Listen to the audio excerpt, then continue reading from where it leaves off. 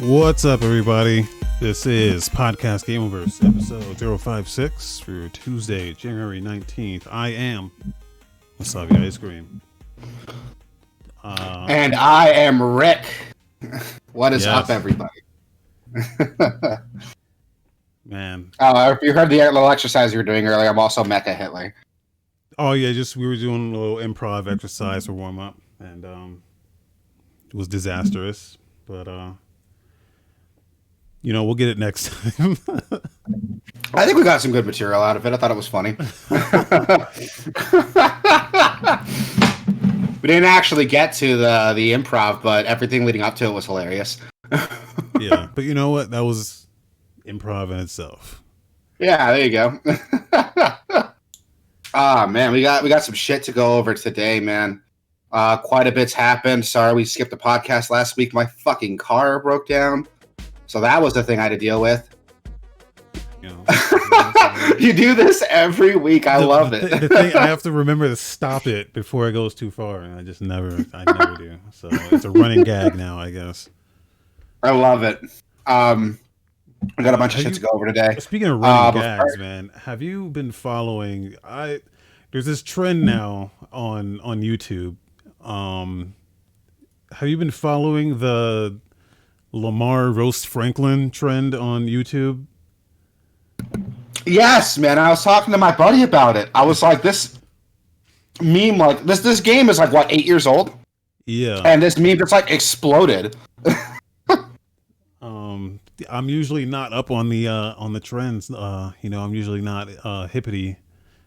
But I don't know. This one I just caught as it was happening. I guess it's only been 6 months, I guess, since it blew up. But there's some funny shit out there, man. Yeah, dude. In the last couple weeks, it's gotten really big. There's total remixes of it. Those of you who don't know, there's a scene in GTA 5 it's legitimately a really fucking funny scene where Lamar and Franklin just finished up a mission. They're coming back, and Lamar asks him if he can go into his house. And Franklin's like, nah. And then Lamar just rips into him. And it's the funniest thing ever. It's legit a really funny scene. The first time I heard that back in 2012, I lost my shit. And recently, there was some trend where for some reason it exploded. People are obsessed with this scene. People are doing reenactments of it with other characters. Even the original voice actors that played Lamar and Franklin came back and reenacted the scene. Yeah, it's amazing. It's amazing. And that was when I found out about it. Yeah, it was when the actual actors came out and did one. I found out about it a little bit beforehand because for some reason I saw that scene popping up a lot in my Facebook feed, and I was like, "Oh, I love that scene." I didn't think anything of it, and then I started seeing recreations of other characters, of Mario doing it. I saw one where it's Shepard and Harbinger from Mass Effect. And then there was some alternative one where Lamar's like, "Yo, can I come over?" And Franklin's like, "Okay," and they just sit down and watch TV. Yeah. It's where the hell? And then it really exploded when the voice actors came back and did it. Yeah. It is. I don't know where it came from. I was just talking to my buddy about it. I think when something like this happens, blows up like this out of nowhere, it's always kids, right? It's always when you can't explain something like this, it's always kids. There's one channel called. There's two channels. I forgot what one of them was called, but one of them, Murfish, takes it to an extreme. He has a whole Franklin religion, where he gives he gives speeches and then converts people to his roastology religion. I saw. I haven't seen that one yet, but it's on my list. I see it pop up a lot. And there's another one where there's a woman who's she's a voice actor, and she just voices all her own characters, which is really good too. But yeah, so that's what I've been doing. It's really good, dude. It's and real talk, it's like probably one of, if not like the funniest scene in that fucking game. Yeah. Like I love that scene. Again, when I saw this like back in 2012 on my PS3, I lost my shit. I thought this was the funniest scene like ever. And just for some reason in the year of our Lord 2021, it just exploded. And there's a lot of bad memes out there too, and this one's actually pretty okay.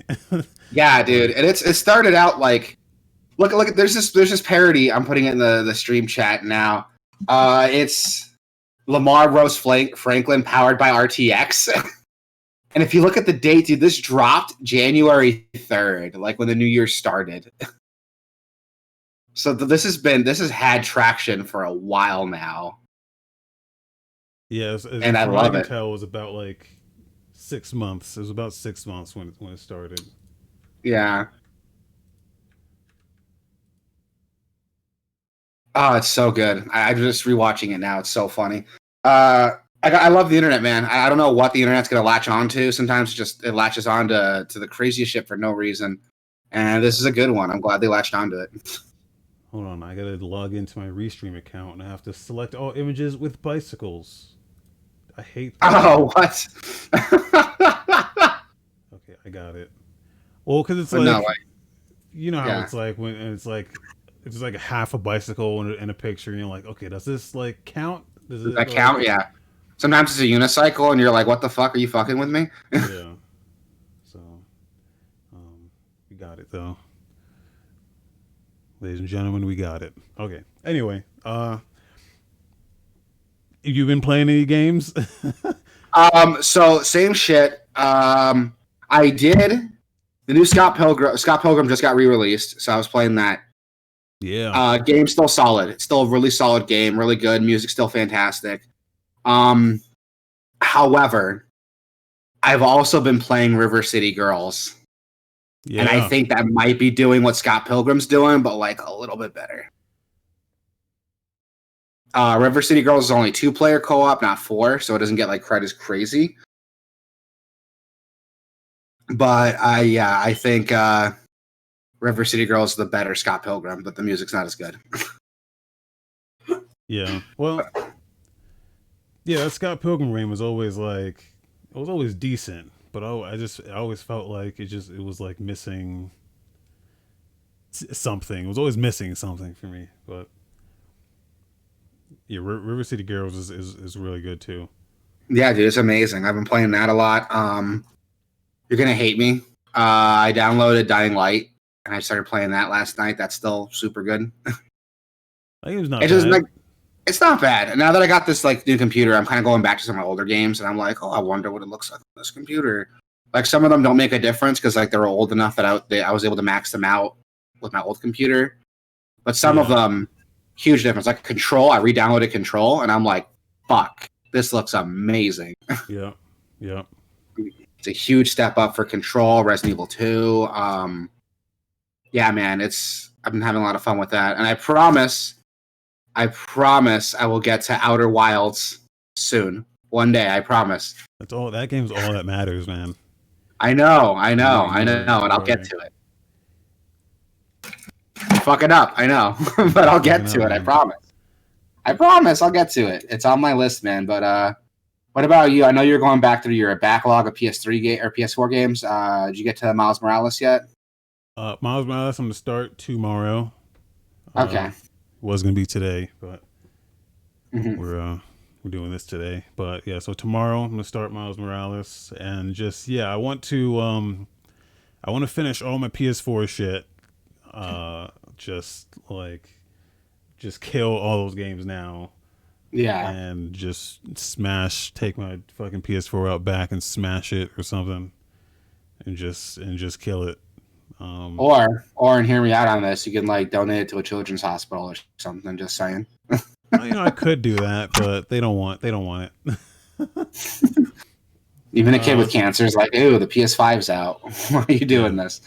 What are you doing with this, man?"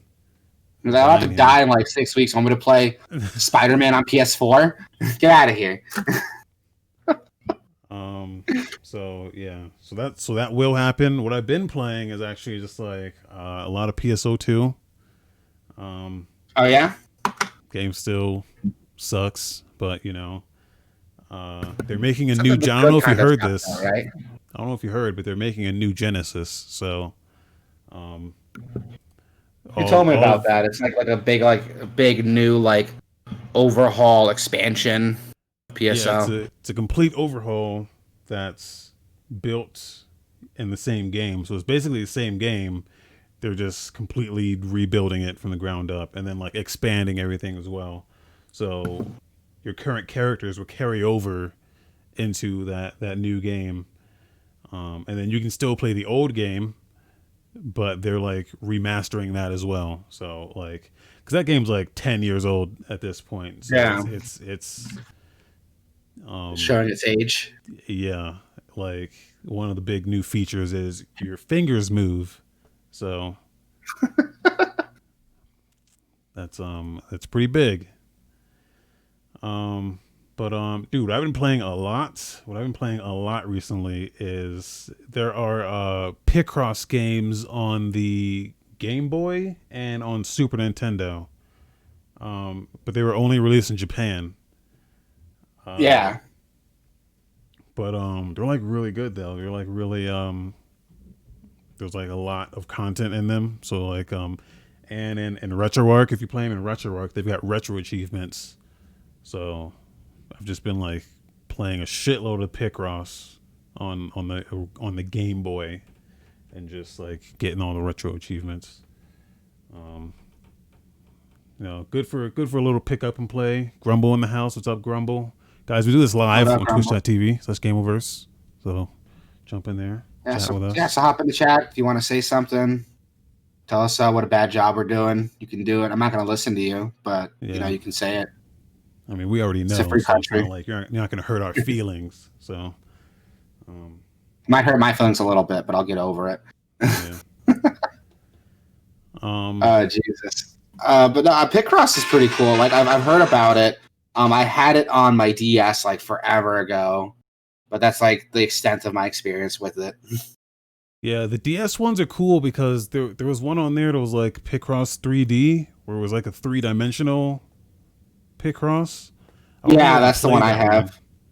Um, I've seen that one. I thought it might be like confusing as fuck because I don't know when you add a Z axis to that, it's that like kind of shit just like blow. You ever play like Tetris 3D? No, but that Like sounds like a nightmare. that shit always like mind fucks me, dude. Uh, like I can never like I'm good with an X and Y axis. When you add that Z axis, I'm just like, what the fuck? Um, so, but yeah, that's all I've been doing. And then I watched actually it was a couple weeks ago that I watched that Sonic movie. Um, It's not bad, right? it's pretty good. It's pretty good. I like It's the not bad. you know what sucks the most about it is like Right. the first 3.5 minutes where they're in Sonic World and you're like, whatever's happening fucking here is cool as fuck. Like, and then like the And then you rest of just the leave. movie, yeah, I'm Yeah. like, wait a minute, fucking, this is cool shit. Like he's getting chased by like some like, he's getting chased by like some bad guys, but it's like in the Sonic universe. And you're like, wait a minute, man, this is more interesting than anything that's happening in the rest of this movie. Um, Yeah, and then it turns so into like a fish out of water. How am I going to get home story? And it's like, yeah, no. I'll go back to that. I want to see these like weird, like savage echidnas that are like chasing them with like bow and arrows. Like, what is yeah. this? I'm like, what the fuck? This is fucking cool as fuck. But then they ruin it. I mean, the rest of it's not bad, but It's like not they bad, tease but you with that beginning shit, and I'm like, that shit's fucking interesting. Um, yeah. and then at the very end, the like end of credit scene where Tails comes out, and you're like, oh, they're gonna do a part two, which I'm interested to see what a part two would be. Yeah, Um, same. It's not a bad movie. I liked it. My wife's a huge Sonic fan and she loved it. I think we told you about this like back in March when it came out, but our biggest complaint, and this is like a hill I'm prepared to die on, is that how the main character, he has like a wife, like her sister could fuck off. Oh, she was Like funny, I dude. hate. I I liked thought it. she was She was annoying as funny. shit, dude. I thought she was annoying as shit. Like she hated that dude for like no reason. And in the middle of the movie, like at the beginning of the movie, he's like, "Oh, I could get like promoted to like captain or something." He's like, "Are you okay with like doing that? Can you support me?" And she's like, "Oh, you supported me by working 2 jobs to put me through veterinary school." And it's like, what the fuck? Like, how can you hate this dude? He's taking care of your sister, and you just hate him. And like it turned into like a big thing. Like my wife and I were like, "What's going on? Why does she hate this dude?" I bet it's because he's white. She doesn't like him because he's white. How much you want to bet? But they couldn't Well, say I that because mean, it's a kids she didn't movie. hate. She didn't hate it. In all fairness, she didn't hate him until like he was like a wanted man. So like by the No, dude. time you Even from the beginning, she's like, "Oh, your husband there?" Mm-hmm. Like, no, what? Fuck you. What's your problem? she's just jealous. Like, I don't know, man, but that was like a sour point for me and my wife. We were like, "What? Fuck you." Like every time she was on screen, I was like, "I hope you die. I hope like Eggman, like an egg bot comes in and like crushes you, and then you shit yourself." I don't want it to be a nice like death at all. I want it to be gross and dirty. No, I thought she was a good comic relief character. And then the little girl, the daughter, was really The daughter was cute. funny. When I thought she she when was she funny. when she brought Sonic the new shoes, I started tearing up a little. I was like, oh my god, it's so cute. I thought it was cute too. Because he's been running around, like those of you haven't seen, he runs around in these like janky sneakers like falling apart. And she's like, "Oh, I got some shoes for you," and they're like the bright like red shoes that you associate with Sonic, and it looks really cool. It's a Yeah, good movie, dude. Like it's way better than it has any right to be. yeah. But like they gotta Like do a spin off in that like Echidna Savage Planet, whatever the fuck that I was. agree, I agree, dude. I don't know what was going on with those Mobius. echidnas, but They had a lot of good call outs too. Like there was a Sanic call out. There was a yeah, there was a chili dog call out. yeah. That was a funny bit because he was like, "What is that? A chili dog? I've never had one of those before," and I was like, "Oh shit, Yeah. oh shit." I was like, so like whoever really like wrote the The whoever wrote screenplay. this shit, like they know about Sonic lore. Yeah, Because there was some like and not deep just the cuts lore, there. but like the fan base behind it, like some of the memes Yeah. behind it too. Yeah. They did their homework, and I'm impressed. Yeah. Like So my wife is like an avid Sonic fan, and she loved it. And I was like, I wouldn't mind a sequel. I would go watch a sequel in theaters. That's how much I liked it. yeah. But yeah, go watch the Sonic movie. Everyone listening, it's good. Yeah, watch it. It's not bad at all. Surprisingly, Yeah. there was only like 2 video game movies that came out last year. There was that, and then fucking Monster Hunter, Monster Hunter. Yeah, which and I haven't even seen that yet. I thought it was gonna suck dick, and from one of the reviews coming in, I was right. I was gonna watch it so I could talk about it, but it's only in theaters, which is a bad call in my opinion. But Very bad call. Who's gonna risk COVID to go watch the Monster Hunter movie? yeah. But I have notoriously bad taste in movies, so like I'm not gonna sit here and like judge movies and shit. That is not my I play video games, not I'm not a movie critic, so I watch quite a bit of movies, so it's not like I like to think I have a not a good taste in movies, but I could like argue my case pretty well. If I think a movie's shitty, I can tell you like why I think it's shitty. yeah. And if you don't agree with me, I'll at least see where I'm coming from. Yeah. But this movie's good, man. Go check it out. Everyone, go check it out. Video Fuck the game Monster Hunter captain. movie though. I refuse to watch it. Which one? Fuck the Monster Hunter movie though. I refuse to watch it. As a Monster Hunter fan, I think it's just gonna make me mad. I don't think I can watch that movie objectively. I'll watch Maybe if it. it's like on Netflix or if I can get it from like Redbox or something, but I'm not gonna like pay to watch it. I'll watch At it. least not movie price. Or you can tell me how it is then. um Maybe it's secretly good. I don't know. Well, probably not, dude. I like bad movies, dude. One of my favorite movies is fucking Joe Dirt. Uh, I like Martin Lawrence and Black Knight. Uh, Jay and Silent Bob Strike Back. You know, just some real bangers. Pootie Tang. Uh, I can't uh, think of like bad movies that I like really like. At least like not ironically. Like I like The Room, but I like that movie like for different reasons. oh yeah, yeah, yeah.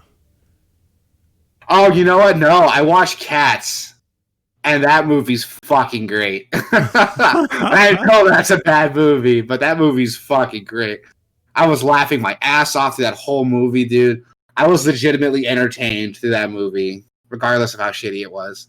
When I went back home, so my mom loves Hamilton, Oh yeah. and so like I didn't so first I listened to like the soundtrack, but then I felt like I'm not getting 100% out of this because there's a visual aspect and I'm not getting. So when I went back home, she Mhm. showed me the movie, like the play. Yeah, it's on Disney Plus right now, right? Yeah. And then so like we watched it and I was like, not Yeah. feeling this, man. Like, um, and then I feel like she like felt personally attacked. She fucking loves it. Like she's like a diehard fan of it. And when I didn't like it, I felt like she felt like personally attacked, I, I don't think it's bad. I think it's like really fucking good. But the thing is, like, I don't know. It feels like world class backgammon or something, you know, where it's like, hey, these guys are at the top of their game, but like this doesn't do It's a anything thing for you're not me. interested in. Yeah. Yeah, it's like, I feel the same. I feel the same way like around the Super Bowl. Like I get it. yeah. So That's funny though. Like I've wanted to watch it, but I feel like it's been hyped up so much that I'm just gonna be disappointed, especially since like I'm not like a huge fan of musicals. You know what I yeah, mean? yeah, yeah, So I feel like if I go into this like not as a musical fan, it's not gonna hit me the same way same way it did with everyone else. yeah. But it's great. It's great. It's just not, you know, Not your cup of they're tea, yeah. they're the masters of what they do, but it just doesn't do it for me. Yeah, what they do doesn't do it for you. That's totally fine, man. Oh God. Hasn't been a lot. My wife started watching.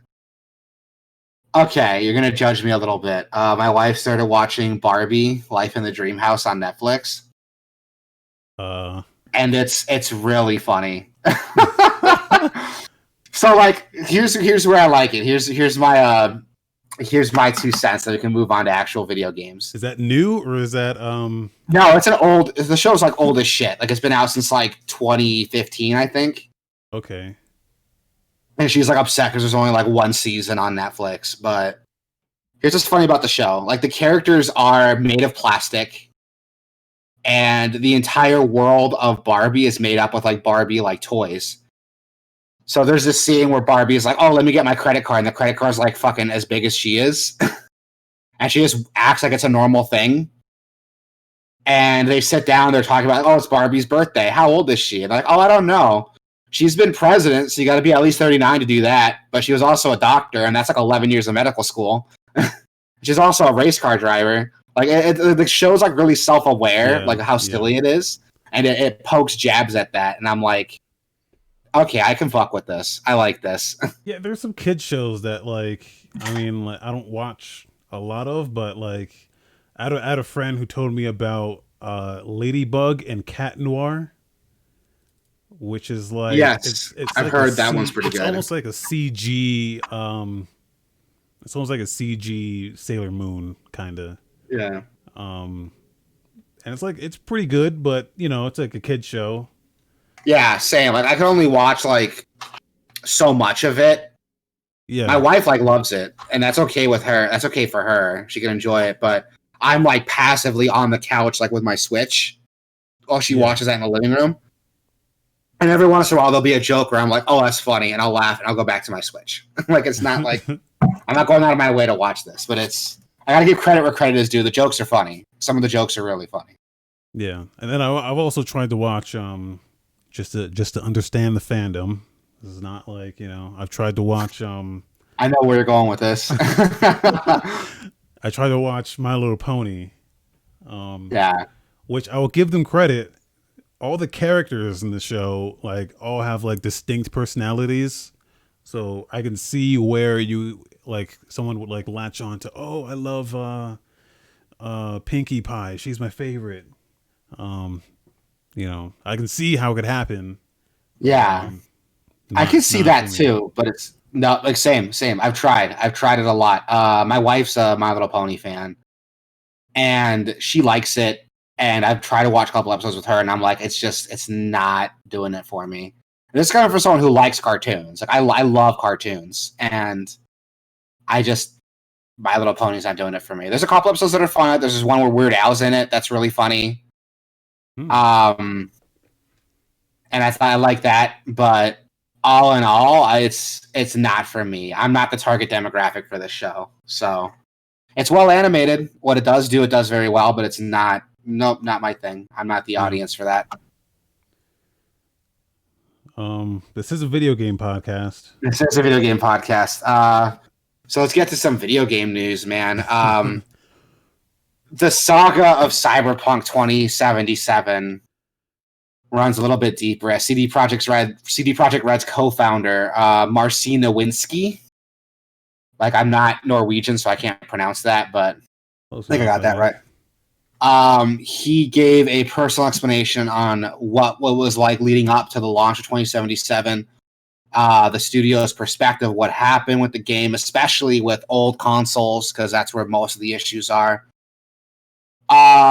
It's kind of shitty though, because he kind of like just throws out their QA testers under the bus, saying that testing didn't show up some of the experience people were having with the game. And it's like, dude, what? Like, no. Get Yeah, out of here. You're gonna tell me that didn't show up in QA? No. especially since all you have to Get out of do is all you gotta do is hit the start button and load the game up, and there you go. Like you Yeah, don't these have aren't to. like obscure like glitches that show up like 100 hours into the game. Like this is like from the get go, shit's falling apart. Yeah. So I was confused. He also like doesn't like he doesn't he addresses some of the things, but he doesn't address like it's almost like yeah we know it's like the things you don't talk about are like the things you're still trying to hide, right? Yeah, So like when he doesn't talk about he talks about the review process, but he doesn't talk about why the reviewers were not allowed to show their own footage, which is like a crucial like no one fucking does that. No one like they'll put like an yeah, embargo up and they'll say, "Hey, past this before this date, you can't show any footage, but when the embargo hits, you can do whatever you want." What they did was said, "Hey, even after an embargo, when you put your review up, you can't show any of your own footage." And like no one's to my knowledge, no one's ever fucking done that. Um yeah. Which is fucked up. It's like, why are you gonna do that? How can you tell me in the same breath, oh, these issues never showed up in testing, and still not acknowledge that you didn't want people to capture footage of the game? You knew what was going on. Like, don't hide it. You knew the game was a buggy mess. You just released it anyway. Like, that's what it seems like to me. It doesn't seem genuine,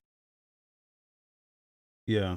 and So it's frustrating as fuck, dude. Like, and I was excited for this game. If you remember, I was Team Cyberpunk all the way, dude. I was all over this game, yeah. and to see what happened, it's just it hurts, dude. It hurts. I was so excited. I fell into the hype, and it hurts me to see this shit. Especially since like they're not really doing much to acknowledge what they did wrong. We got a Yeah. roadmap of updates coming out, but that doesn't help the fact that the damage is done. People probably took days off to play this game, and they had to play a worse version of what people who waited are going to be getting. It sucks. Yeah. So yeah, they did push out a roadmap, and they said it will be another major update. Um, I guess this week or next week, followed by more significant updates in the following weeks. And the next gen versions. What's crazy is they're putting out the DLC before the next gen versions, Update. Yes, yes, which is like, dude, crazy. And then what's not on what this are you roadmap doing? is what's not on this roadmap is there's supposed to be like a huge multiplayer component, which Yeah, I remember isn't that. here at all. Um, so like they're saying this second half, late 2021 is when those next gen versions are coming out. Which I mean, I don't know if you like bought a PS5 or a Series X as your For like this this is gonna be game. my cyberpunk machine. You're gonna be Bad news. yeah. That's such a bummer. Such a bummer. But Oh, it sucks. It sucks, dude. It sucks to see that happen. I don't like seeing shit like that happen. yeah, and it was a rough week for them because then Jason Schreier put out his piece on Bloomberg. Yes, I heard about that. He wrote an article talking about like the launch of the game, and he interviewed like what, like 20 something employees. Yeah, which doesn't really he doesn't really cover any new ground here. Um, I think the biggest thing is just he interviews employees and they kind of give their account and say, hey, yeah, this is what it was like. When we brought up the issues, they were like, oh, it'll work out and we'll figure it out and that kind of shit. So it kind of retreads a lot of ground, but it backs up a lot of what he's saying with actual developer, you know, commentary on it. So when that came out, the other guy from CD Projekt put out a response to that on Twitter. Studio head Adam Badowski put out a response on Twitter. Kind of again, he addresses some of the things that were brought up, but the things he omits is it makes it even more damning that you don't try to refute those things. So like he only refutes 3 things from the Jason Schreier article. He refutes that they said the 2018 demo was fake, and then he puts out like a 2-3 paragraph thing saying, oh no, but most games when they show their demos, they're never the exact same game. But which like this true, like that's not even a thing you have to refute. Like yeah, the demo is never the demo is never the game, right? Or like the E3 blowout demo is never representative of the final product. Like I think we all know Yeah. that. I think the terminology he's upset with is the word fake, which is what Jason Schreier used. Which look, man, call it whatever you want. You know, I think when he says the word Yeah, it's fake, what he means is, not representative of the final product. yeah, or not even close to representative of the final product. I mean, there's stuff in that demo that's just not, that just doesn't happen in that final game. And then the way he refutes this is saying, "Hey, we got 9s and 10s on PC, so." I'm like, I mean, that doesn't exclude what happened, though, dude. Like, it yeah, doesn't exclude the fact that there's a bunch of console players that are playing a shit game. Like,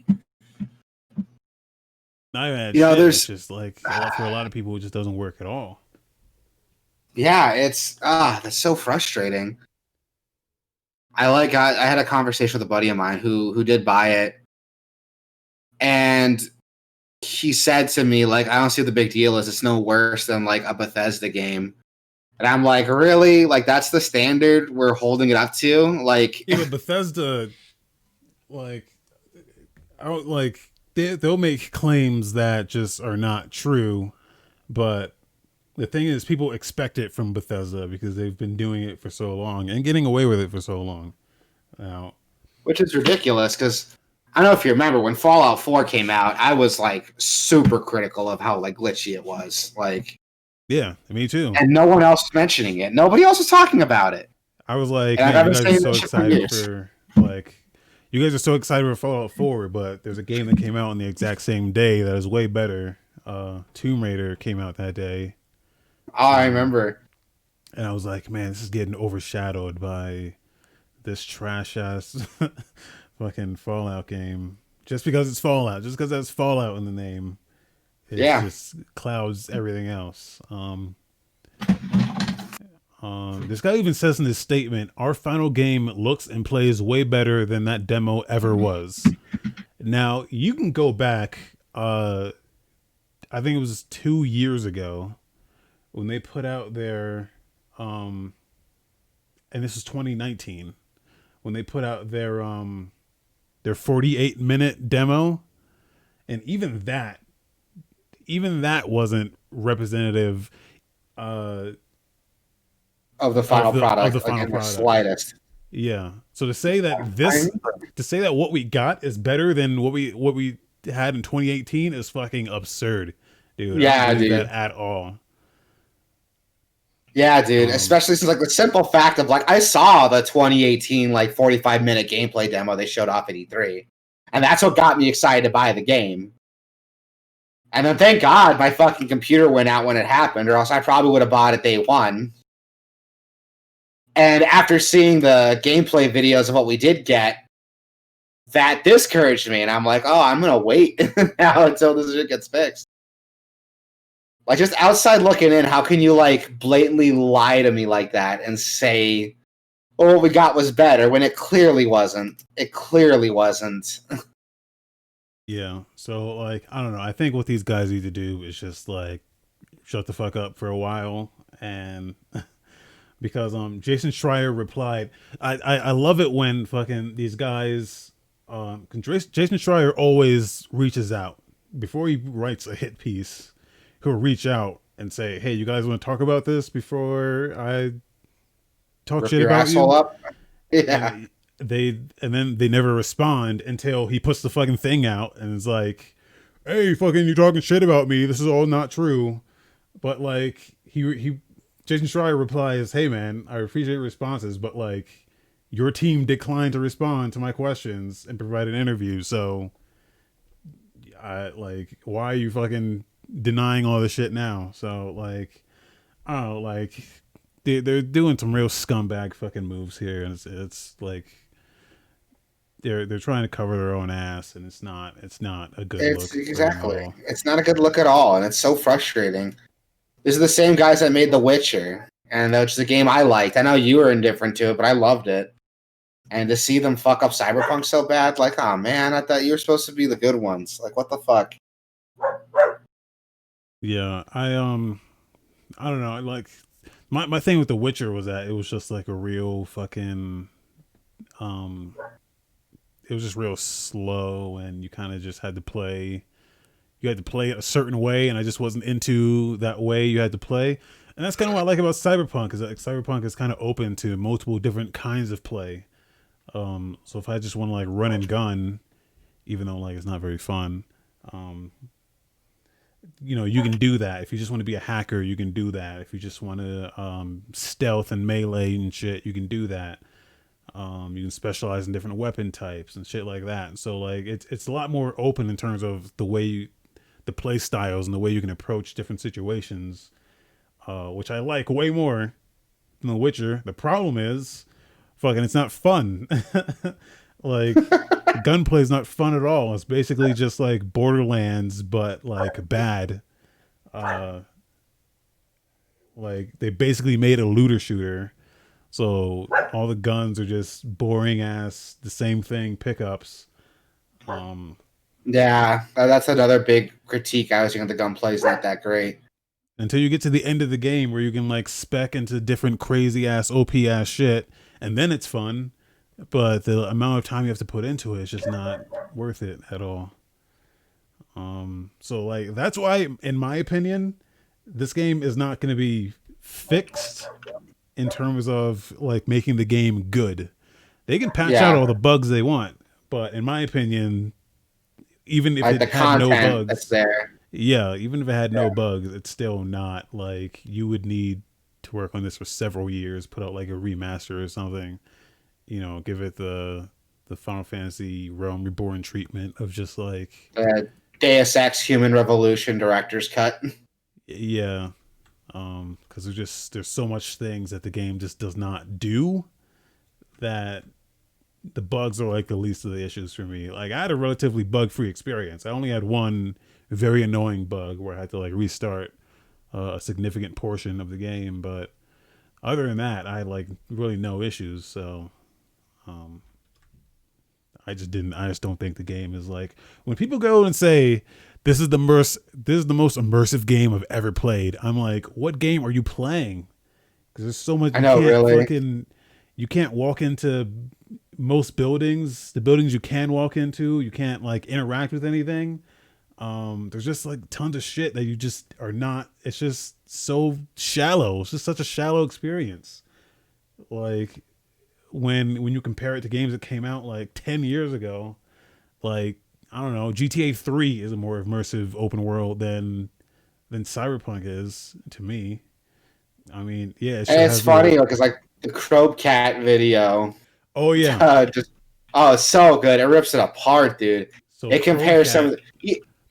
It's so good. Crobecat, who's been like missing, man. He's been like gone for like a couple years. So people were like, man, I wonder if Crobecat's gonna come back for this because this he always does. And one of his specialties is like comparing like the latest game mechanics to shit that existed like in old games. And what's and I know it's like not it's kind of not fair like picking and choosing like specific mechanics and going, well, this game did it better. But I don't know, like this is supposed to be the most immersive game ever. I mean, they Yeah, touted all he's doing is challenging their claims, really. yeah. He And he doesn't like just pick and choose. This is like stuff the developers had said, and then he shows you what we got and what other games did yeah, that weren't touting it as much as CD Projekt Red were. And as far as I'm concerned, it's fair game, man. there's It's, one particular segment where he compares the car AI, like when you block a car on the road, they don't know what to do, they don't know how to handle it, so everything just fucking and you just freezes. sit there. And he Yeah, compares that to Lego City Undercover on the Wii U, where he stops on the road and then the AI is like, "Oh, we're just gonna path around this because like that's a game that does it properly." Where yeah. Cyberpunk doesn't even do it. So like, yeah, like PS3 games that are doing shit way better. Like it's that's where my disappointment is. It's not so much like the bugs and shit. It's like the game just doesn't fucking it doesn't satisfy anything that I want out of it. Um Aside from like the story and the dialogue seem really good. But I don't really want to engage with it when the rest of the game is so fucking piss poor. Um, and that's more where my issues are. But man, if you guys haven't seen this Crobecat video, here I'll post a link and like definitely look at some of his other stuff too. He every time a busted ass game comes out, he's there. So Or even like newer games, like when Far Cry 5 came out, he like compared that to Far Cry 2. And fuck, yeah, dude, that made me want to go back and replay Far Cry 2. yeah. He even did like Crackdown 3. He did and compared to the other Yeah, Crackdowns. He did one for Gears of War, I think. Um, yeah, it's good. He does good shit. He's really cool. I love that guy. but yeah, so hopefully that's the last time we have to say anything about Cyberpunk until We know it's not, but I'm just saying because they just need to keep their mouth shut. Do what fucking Hello Games did with No Man's Sky and just shut the fuck up and fix it and just give people what they want. That's all you have to do. what if Don't they come do the out here. Fallout 76 thing and they tote like, here's this major update, go get the game now, and it just makes everything worse? Well, I don't know. There's talented people at that's kind of harsh to say that. There's talented people at Bethesda too, but um I don't know. There's talented people. The only problem is the management. The management is the Yeah. problem here. Oh yeah. Um so like I would love to hear the story of Fallout 76 as well, but um like this is more significant, I think. Yeah, like it's when it's a new IP is when things are bad. Like Fallout 76 coming out, like that sucked, but Anthem got much more attention than Fallout did, and now CD Yeah. Projekt Red's turn. It's just cuz You know you when it's expect a it from Bethesda. yeah, I You think don't that's it. expect it. You don't expect it from a BioWare, even though it is under EA. Like BioWare has been pretty, they've been pretty great to people. Which Like is Matt. which is ridiculous because like I don't know. I've always held like them to the same standard. Like I don't care what anyone says. When Bethesda like fucks up, I feel like I'm one of the first people to call them out. Like you and me are some of the first people to call them out, and it drives me nuts. Yeah. Um. But that's just our job. We're not gonna like sugarcoat anything. Yeah, That's just what we do. yeah. Um. Which look, some people will say, "Oh, you're being like super cynical. You fucking hate video games. Why even play them anymore?" But that's part of loving a thing is being able to call out the bullshit as well. Not Um, just that, but like I feel like we pay attention more to what's going on than the average like player. yeah, Sometimes people can hear stuff online, but you and I feel like, and I don't want to like jerk myself off here, but we hear some of the stuff happen that it's really easy to feel cynical when you see it happen like a million times before. You know what I mean? yeah, yeah. Like we're not Um, cynical, we're being realistic, man. We've seen it Grumble happen before. Grumbles in the chat saying, "I'm playing Fallout 76 at this very moment while listening to this. It's good, not great. Still got some bugs, but I'm enjoying it." Yeah, I've been hoping to like get back into it after they put out the Wastelanders update. Um, because I played that game when it launched, dude. I paid Yeah. uh I didn't pay full price, but I almost paid full price for it. And yeah, it was like bad when it came out. Just like I don't know. I kind of like just laid back. It's real laid back. Well, I'm not sure what it's like now, but it's real laid back. You can kind of just wander around, and that's what I like doing in video games. I like just kind of being left to my own devices and just wandering around and exploring. And oh, there's a cave over here. Let's go in there and see what's in there. That's what I Yeah, put like on a the Bethesda. podcast, fuck around. Yeah, yeah. I like the Bethesda games for that. They do open world, just explore really good. That was the only good thing about Fallout 4 was that it's a good exploration game. Um, so it was good at that. What pissed me off about it was, yeah, it was just so fucking glitchy that it just kind of made it fucking hard to enjoy when everything was fucking breaking around you. So I need to get back into it because it was just it's a good laid back exploration game, just like Fallout 4 was. I So never had a chance to try it. Now that it's on Game Pass, so I have a perfect opportunity to try it now. I'm not gonna fucking pay anything for it. yeah, So I might give it a shot. If you get back into it, hit me up. I'll download it and we'll play together. yeah, we should do that. Seems like people are playing it now. So Yeah, um, I had a buddy of mine tell me he was playing it. Like this is his first time playing it. So maybe it'll be um, cool. Ubisoft is developing the next open world Star Wars game. Yes, which I'm gonna be honest, I have mixed opinions on, man. I'm glad it's out of EA's hands. Even though I played Battlefront 2, Battlefront 2 is not bad. I'm glad and Fallen Order is really good. I'm glad that EA doesn't have like a freaking monopoly over Star Wars games now. Um, when Yeah, I heard it's Ubisoft open world game, I was like, ooh, you mean like Assassin's Creed and like Far Cry and everything else they do, where they just copy and paste their designs over? yeah, it's I don't know. It's Ubisoft Massive, who are the guys that did the Division games. So people are like thinking that this is going to be like a open world, like always online multiplayer game. I don't think they're going to do that.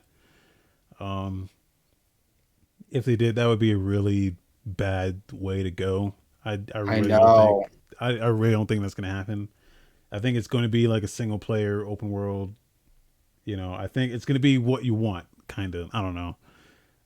Like what I'm thinking is like a KOTOR. I fucking kill for a new KOTOR, dude, but we'll have to wait and see. I'm hesitant because I'm like, I don't know what they're gonna do. I mean, look, I've played open world Ubisoft games, and I'm kind of like whatever with them. Ubisoft does open world well. They do it well, man. Like, I mean, Assassin's Creed Valhalla was one of my favorite games that came out last year. So, like, this idea that they don't do open world very well is just not. I don't know. It's not true. Now, like, if it was another Assassin's Creed game, you could look at it and go, "Oh, it's just another Assassin's Creed," or "It's just another Far Cry." But it's a Star Wars universe, like, um, and I say this every time we talk about Star Wars, like a Star Wars game in development. But the people who like work on there's a ton of Star Wars fans out there. All right, like if you're making a Star Wars game, you're going to do your damnedest to like make it correctly.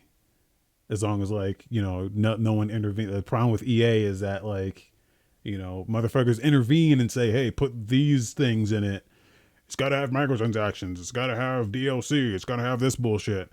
As long as no one, the fucking corporate bullshit, doesn't intervene and say, hey, put this bullshit in it, I think most game developers working on a Star Wars game, it's like the opportunity of a lifetime. So like I'm pretty confident that no one ever wants to fuck up a Star Wars game. Um, we just I don't know. We just have to see where it goes. There's really no info on this. Yeah, It's just just basically the only thing we hear is that they're working on it, but yeah, that's it. but yeah, So there's I'll have to just wait and see, man. I mean, again, I'm hesitant, maybe because like the string of Star Wars games we've gotten recently. I'm hesitant, but we'll wait and see, man. If it's good, I'll be the first one to be like, you know what, I fucked up. I was wrong. They nailed it, but we'll see what happens. yeah. I think the biggest problem is that Ubisoft is just a fucking shithole of like you know sexual allegations and shit like that. They just get Yes. brushed under the rug. Um, so I don't know if Disney wants to. I totally uh, forgot about that shit. That was a yeah. thing that happened. Um, I don't know if Disney wants to associate themselves with that, but well, I guess they already have, so it's whatever. Yeah. But yeah, so we'll see. I'm not the biggest Star Wars fan, so I'm not really excited, but I'm curious to see what they do with it. Yeah, we'll have to wait and see. I guess time will tell, man. We don't know what's going to happen next. Yeah, they did also. I'm not sure when they did this, but all the games are like canon now, or they've been for a Yeah. while. Yeah. Basically anything that's so when Disney bought out Star Wars, they basically said like, hey, everything that's not a movie before we bought everything is no longer canon. So KOTOR is not canon. All of those aren't canon. Force Unleashed isn't canon. All the books and comics, they're not canon anymore. So, but they did say anything coming out here going forward, all the comic books, games, that's all canon. I wonder. Battlefront's kind of tricky because like it's just basically fights we've already seen, just reenacted. But yeah, Force, God damn it, Fallen Order's canon. That happened. Rogue Squadron's canon. But yeah, dude, I'll have to wait and see what they put out with it, man. I'm excited to see, like, now that we have, like, what, 20 plus years of, like, material to work with. Let's see what they do. Yeah. Still on that. Grumble says, given how vast Star Wars is, are people still concerned that much about what's canon or not? That's kind of what I was wondering. Like, I'm wondering like how they even determine.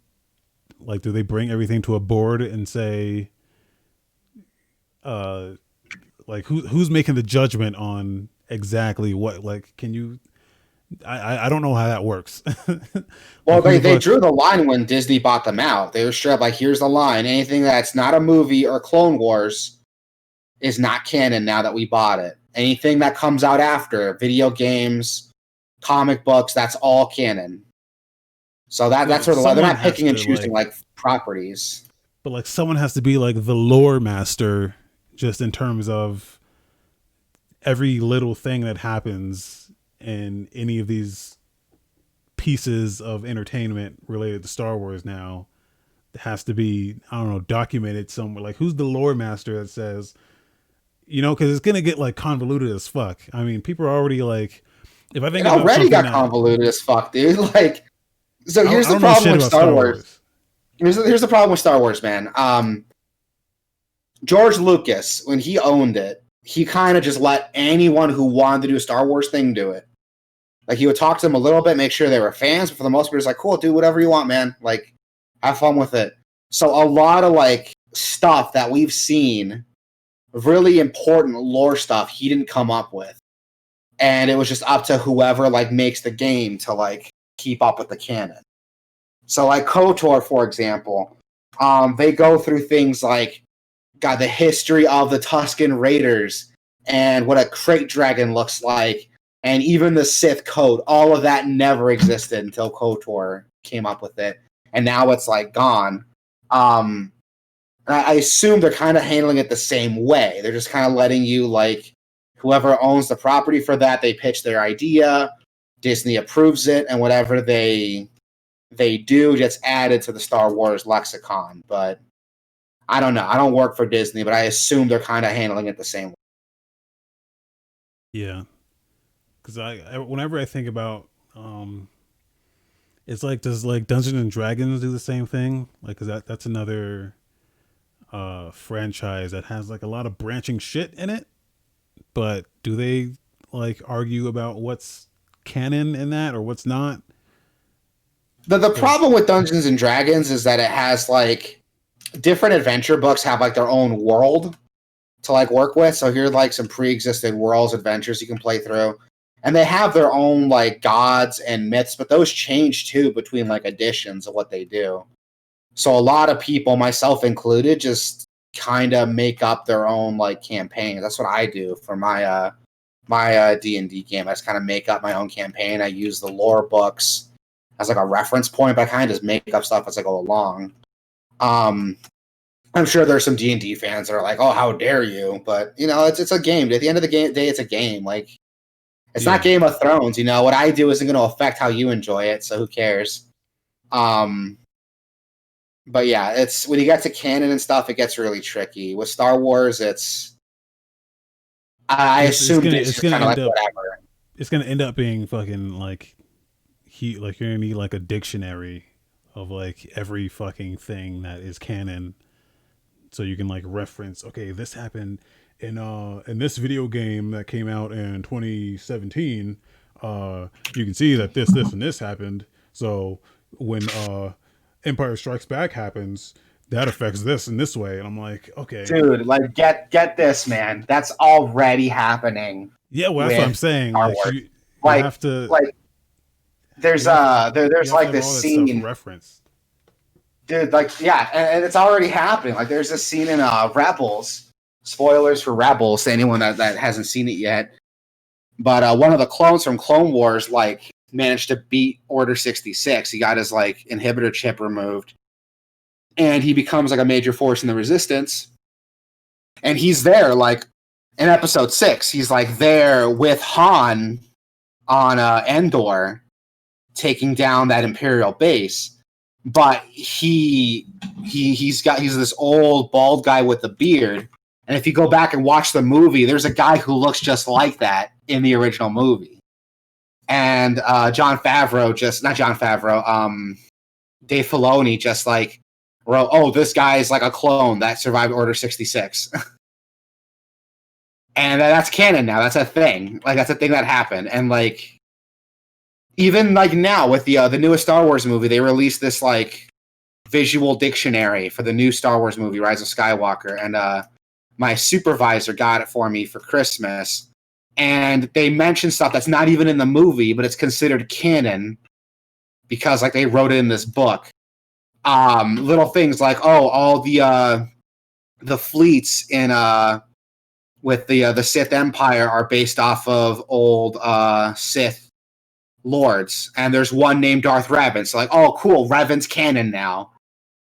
Like little things like that are just driving people crazy, and I'm a sucker and I follow it, and I hate that I do it. I hate that I do it. I was excited when I read it, and I was like, oh my god, Revan's a thing. He happened in this world. Like, now we just need a Revan movie. Like, it sucks. I hate it, but that's I guess that's the problem of being a fan, dude. Yeah, like the only thing that I follow with that much lore is like Metal Gear. But even that's like, super fucked in terms of like. Yeah, and Metal Gear's like one dude. Like Kojima had like full control over it. There's some stuff that like people are just adding into shit that Disney. Like, God, this is what I hate about the movies. Mini rant time. The new movies. They didn't have a plan on how they're gonna fucking work out this trilogy. You could argue as much as you want that George Lucas like fucked up the prequels, but at least like he had like a beginning, middle, and end that was planned out. So by the time we finished the prequel movies, we got a fucking arc that was finished. Right. They did not do that. They just kind of gave it to any screenwriter, director. They made up the movies as they went along, and they backpedaled on a lot of stuff that they were working up to because the fans didn't like it, even though they didn't give us a chance to like for it to pay off in the end because they just retconned it. So if you watch the new movies back to back to back, they don't make any fucking sense because there's stuff that they try to pull to like surprise you, and then they retcon it in the next movie, and there's stuff that they never reference to again. I fucking hate it. Like, and that's the thing I hate the most about Disney is they didn't plan this out. They tried to do the Avengers thing and just hoped everybody would come along, and it didn't work out, and they had to make up other stuff to make the fans happy, and now we have 3 awful, disjointed movies that don't work together. What you're saying is Star Wars is dumb. Now it is, yeah. But luckily, I'm hoping the same way Dave Filoni, if you haven't seen Clone Wars yet, it's fucking phenomenal. And if you hate the prequels, Clone Wars will change your mind on it because it recontextualizes so much stuff that when you go back and you watch the prequels and you have the context of Clone Wars behind it, they actually become much better movies. And I'm hoping that with all these like Star Wars TV shows coming out, it can do the same thing for the sequels. I doubt it, but I hope it does. It can do the same thing. Again, I doubt it, but I'm hopeful. I promise we're a video game podcast, not a Star Wars podcast. But Grumble says no way that anything can make me think Phantom Menace isn't anything but an awful film. Phantom Menace is dog shit. I'll give you that. You can skip Phantom Menace and miss nothing. But Attack of the Clones, Revenge of the Sith, if you go into it with the context of Clone Wars in mind, it's fucking good. It's really good. Like, seriously, have you seen Clone Wars, Grumble? Because, like, you should, man. It's really good. Like, this is coming from someone who waited years to watch it because I was like, oh, it's a kid's show. But no, it's phenomenal. It's a great the animated series. One? Yes, and it's fucking good, dude. It's so good. It makes Darth Maul into the badass that I always wanted him to be when I was a kid, because I was like, when I grew up watching pictures, I'm like, oh, this is going to be the new, like, bad guy. This is going to be the new bad guy this is going to be the Darth Vader for these new 3 movies, and he fucking died in the first movie. But then they bring him back in Clone Wars, and he's a fucking badass, and he's, like, actually the villain I want him to be. Grumble says the art style doesn't appeal to him. And I get it, dude. I get it. I was the same way. I was like, this art style is so weird and confusing and cartoony. But trust me, dude. Trust me. Once you get past it, there's some good Star Wars shit underneath it. Trust me. Like, give it a try, man. I know it's hard because the art style is hard to get past. I had the same hangups. And the first season is kind of hit and miss. But everything after season 1, dude, trust me, it's fantastic. Just look up some scenes from it. Look up some fight scenes from it. Look up Darth Maul right now. Look up Darth Maul versus Pre Vizsla, and if that doesn't compel you to watch the rest of the show, I'm sorry. I'm sorry, but trust me, there's some good shit there, dude. See, Clay Doggy gets it. Clone Wars, fantastic show. Clay Doggy said Clone Wars is a great show. Fantastic show. Go watch it. Trust me, Grumble. Go watch it. It's good. I promise we're not a Star Wars podcast. Dude, I'm not a fan of Star Wars at all. So, like, I know you guys can talk about Star Wars, and I'll just be like, oh yeah, Star Wars. Just in the back, like Fantasy Star Online is pretty good, guys. Fantasy Star Online is better Star Wars than that's anime Star Wars. I will fly out to Denver right now and hit you. It's anime Star Wars. But no, it's really good. What were you saying, though, speaking of Star Wars shit? Okay, Clay Doggy says, yeah, but you like Death Stranding. Something never connected in your brain. I don't. It's not that I like Death Stranding. Okay, we're just gonna derail this whole thing. It's not that I like Death Stranding. I just like the uniqueness of it. Okay, I like how different it is. Yeah, right? You fully acknowledge it's an awful game, but I acknowledge it's a bad game. I'm not going to sit here and tell you it's a good game, but I value the experience I get out of that more than Horizon Zero Dawn, because that game is just a copy paste open world generic ass open world game. I've seen that a dime a dozen. Death Stranding, never seen that shit before. I will remember that for the rest of my life. Just saying.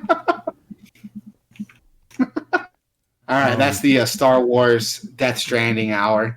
No, we got more Star Wars. There's more Star Wars here because they put out the next gen update for Star Wars. Yes, Fallen Order's getting a new update. Clay Doggy, I'll never forget how disappointed I was with Kojima. I mean, hey man, everyone's got to like put out a bad idea once in a while. Rumble Dunk said, how bad of an idea would a Kojima Star Wars be? I'd watch it. That would be a phenomenal idea. Dude, I would love that. It'd be weird as shit, but I'd like it. You know what they should do? They should do like an Animatrix thing where they release like an anthology movie with a bunch of different animated stories in the Star Wars universe with a different director and different art style. I would watch that. Yeah. And just have Kojima come in and do one. I would watch it. What was it? Remember a couple of weeks ago when I asked you if you could like have any developer make any game? I forgot which one I said, but it was like a Kojima Zelda game, was it? I don't know if it was a Kojima Zelda game. I remember what you're talking about. We talked about this weeks ago on the podcast.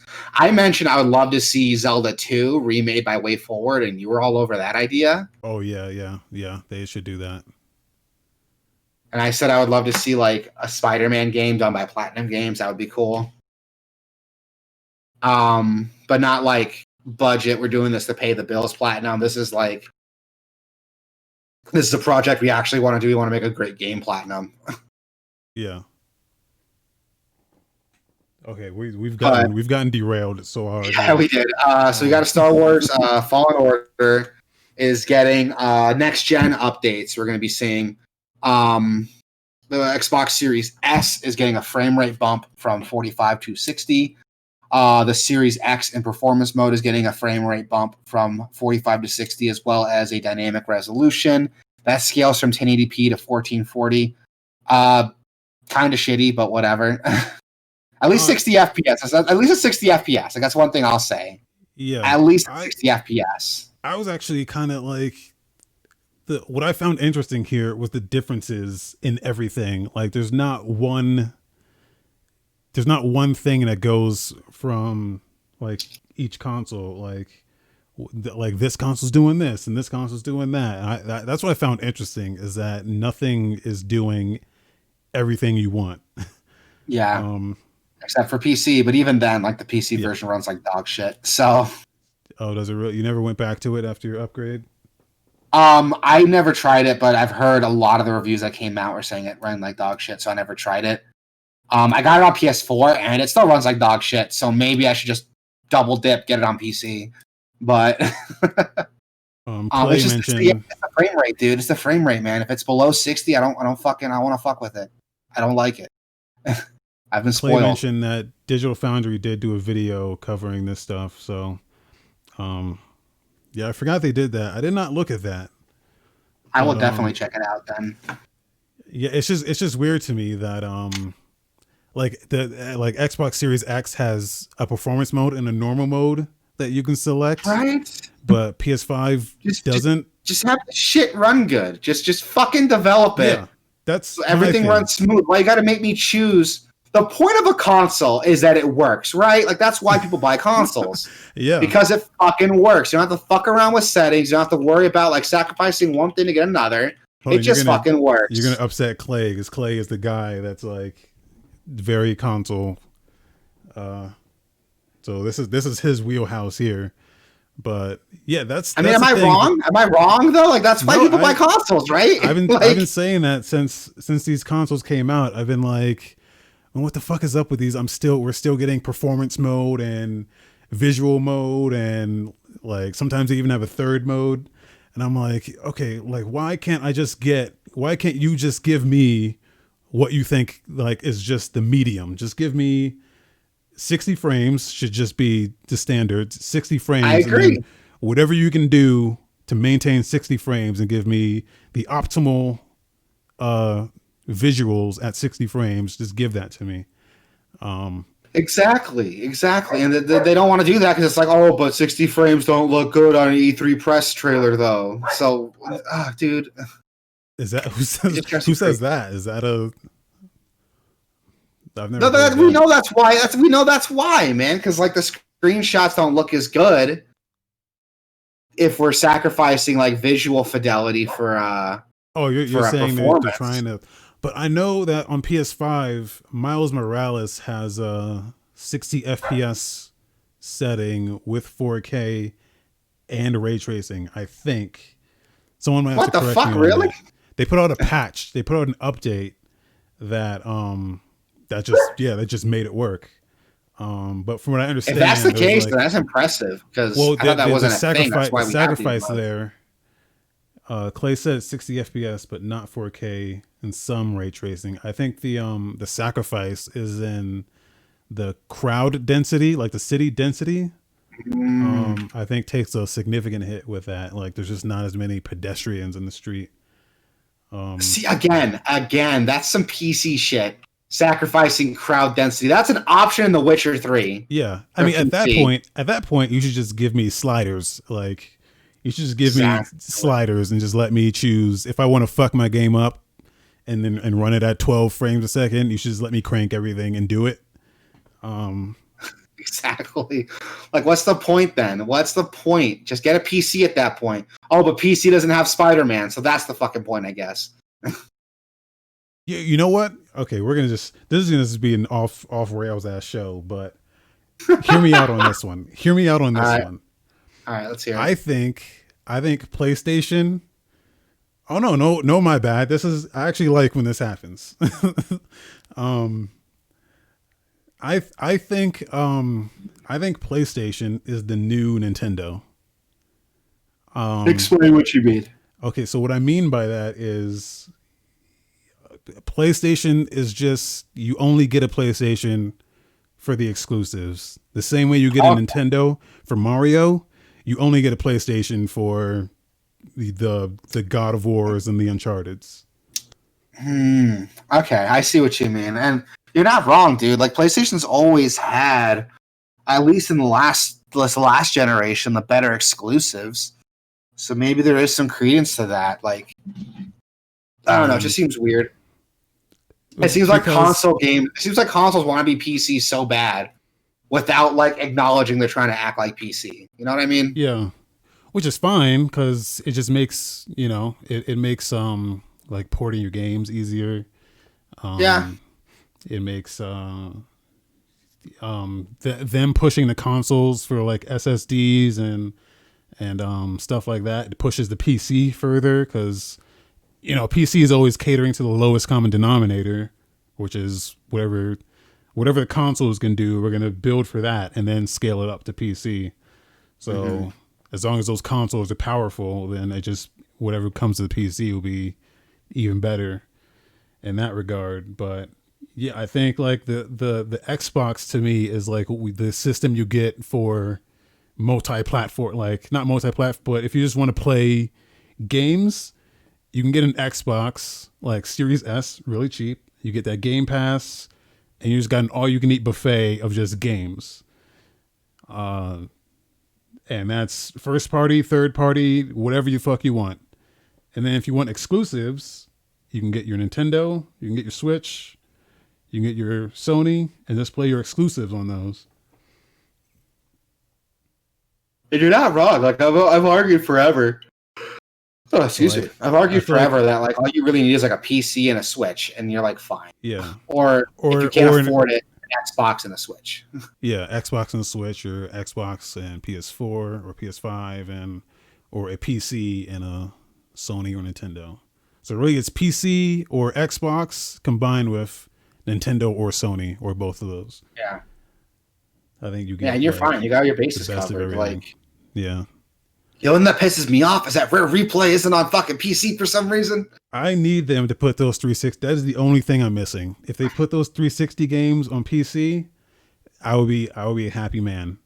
Not just the 360 games, but Rare Replay, dude. Like that collection of like all those Rare games that came out. Rare Replay specifically. Yeah. So like I don't think there's no reason why they can't. I mean, there probably is a reason why they can't, but like if they're good at figuring their shit out. Like they figured out backwards compatibility for 4 generations. I'm sure they can figure out how to just get that shit on PC. I agree. We'll have to especially since Xbox has always been like I don't know how they always had similar code base to Windows platform. So yeah, there's some genealogy there that they can just, I don't know, they can do something with, I think. But okay. Off the rails, but this is why we do it live, man. This shit happens when you have a live show. Yeah. So that's Star Wars. Anyone confused by what's happening with Jedi Fallen Order? I mean, it is a pretty confusing thing. Every fucking console has a different performance mode. Yeah. But whatever. And PS5 is the most complicated. It's got, so the frame rate's bumped up from 45 to 60. Post-processing was increased to 1440. Dynamic resolution was scaled. And the game just renders at 1200. Which apparently it used to scale from 810 to 1080. Like, what the fuck? On PS5, really?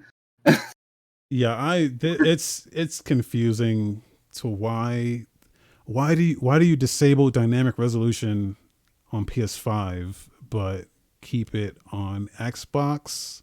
Like dynamic resolution should be that's a good thing to have.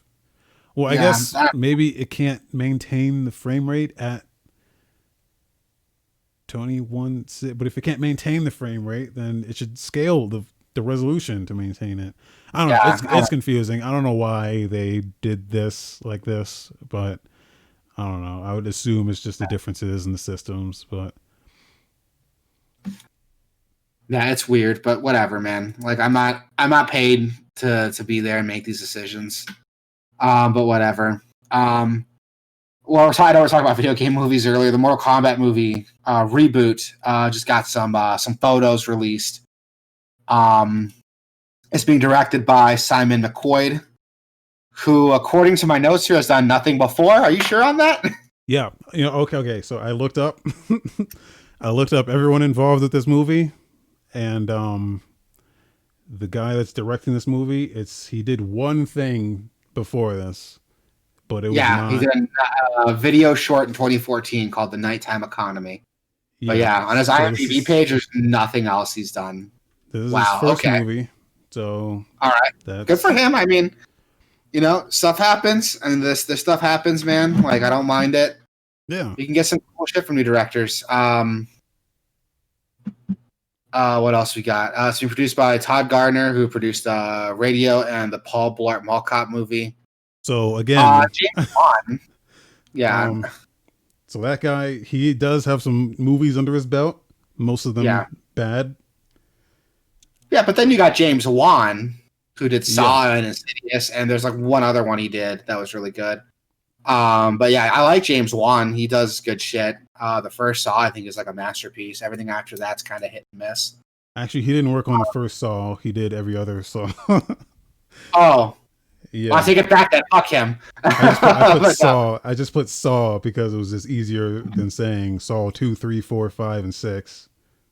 I know he's done other stuff though, because I've seen him come up before. I think he did He's done The other stuff. Conjuring. Yeah, he did The Conjuring, which wasn't bad. It was okay, but it wasn't bad. Insidious. Didn't he do Evil Dead too, or am I thinking of someone else that he did the Evil Dead remake?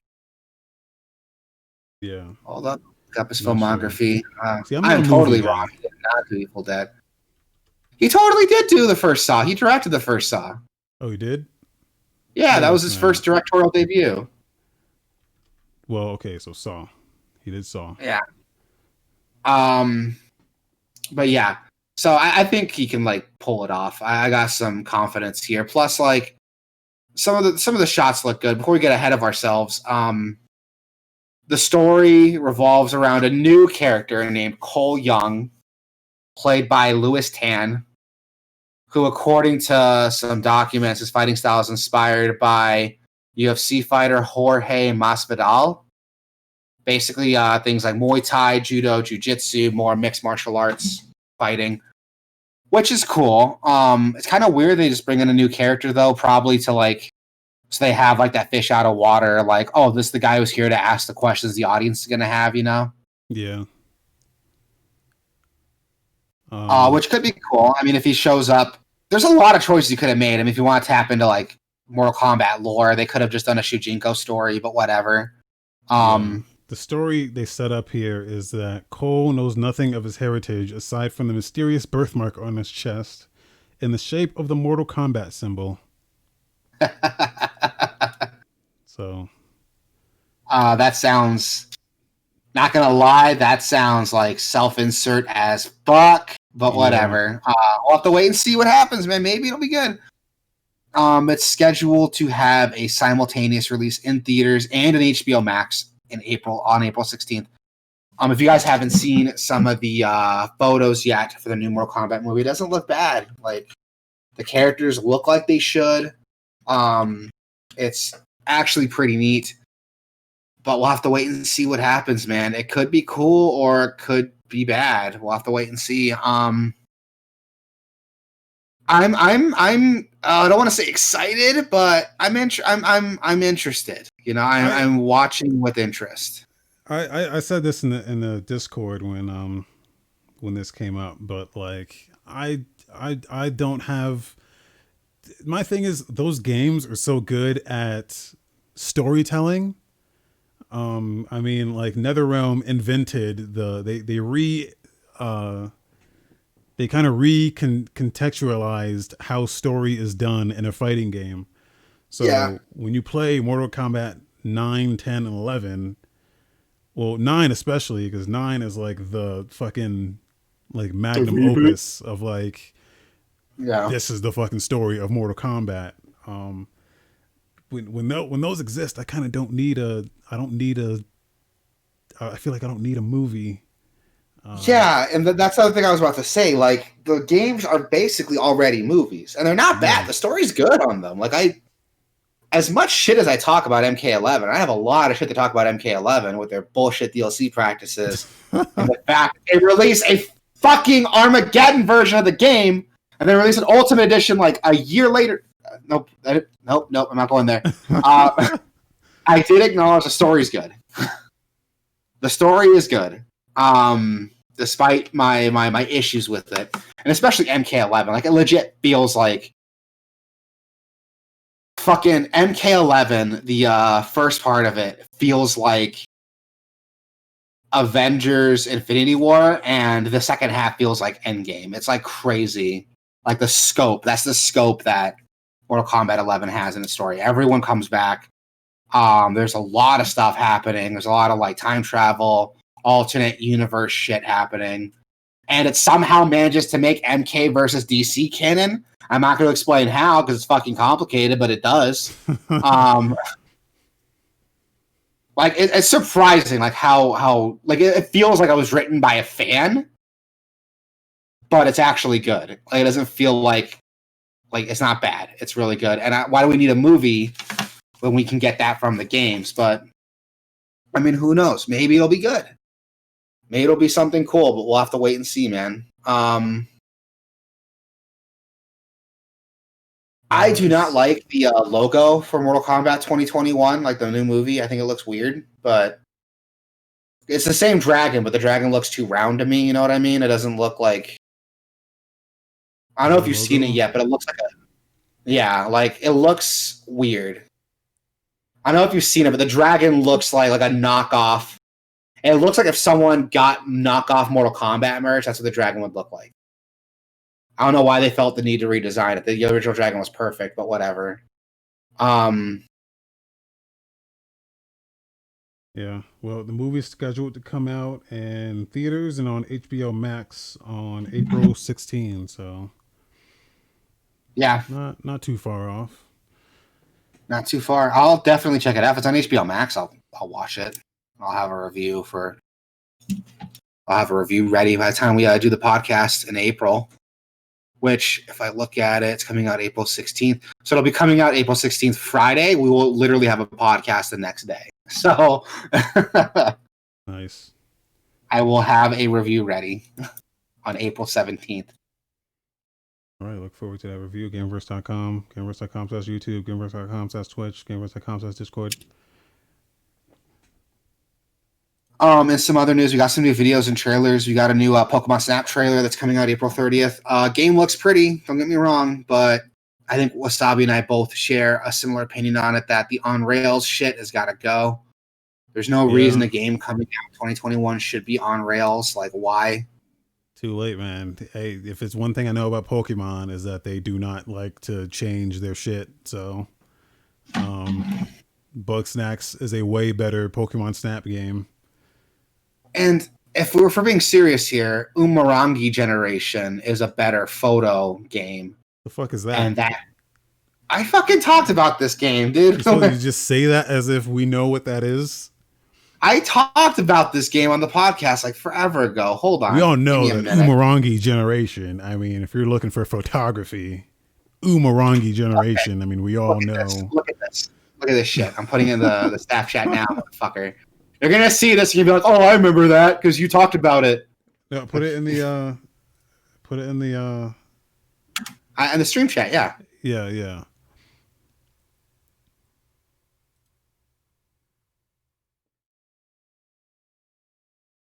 He says Fatal Frame or nothing. Fatal Frame is good. Is that a photography game though? Kinda, yeah.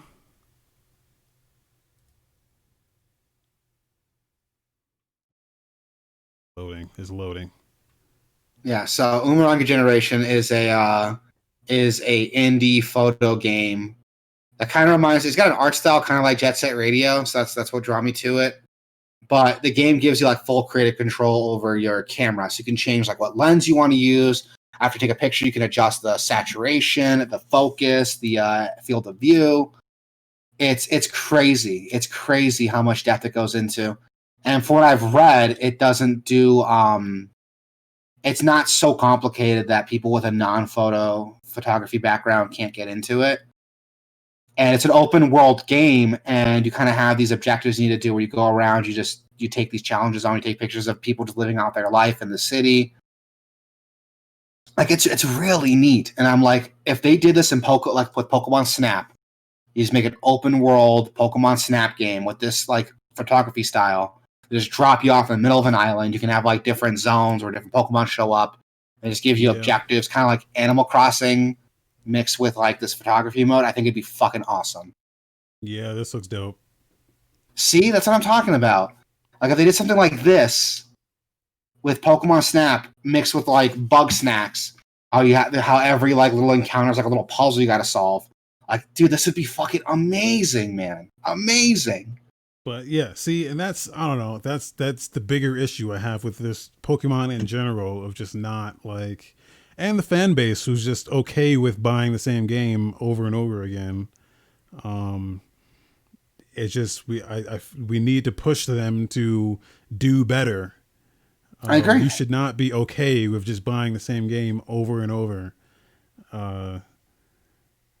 Like even though their games are like good, I guess they're just not. They're not iterating. On it enough.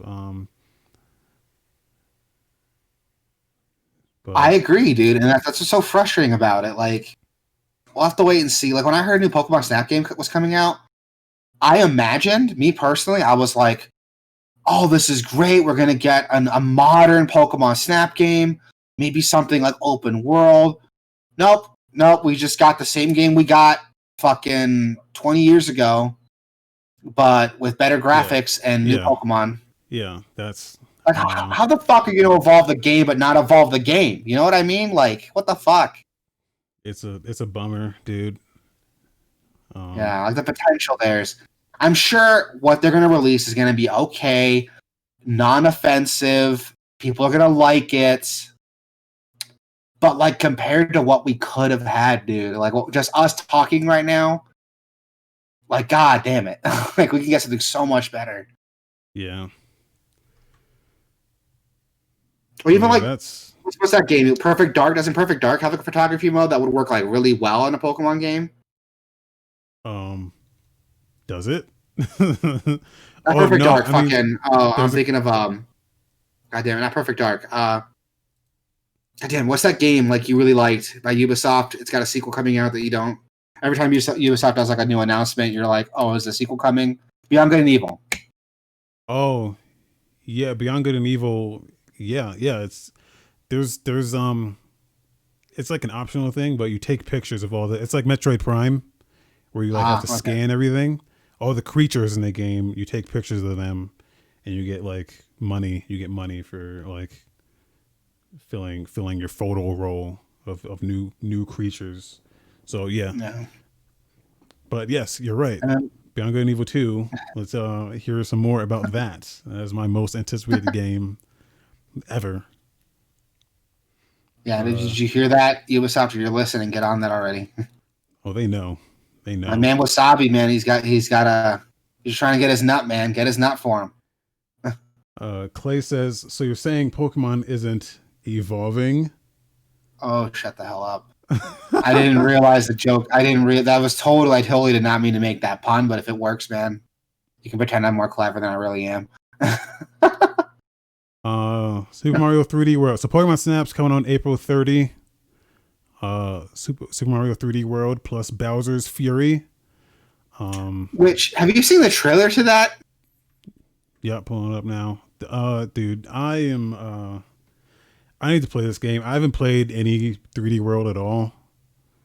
3D World's good, but what's crazy is that Bowser's Fury, it turns into from 3D World to like Mario Odyssey.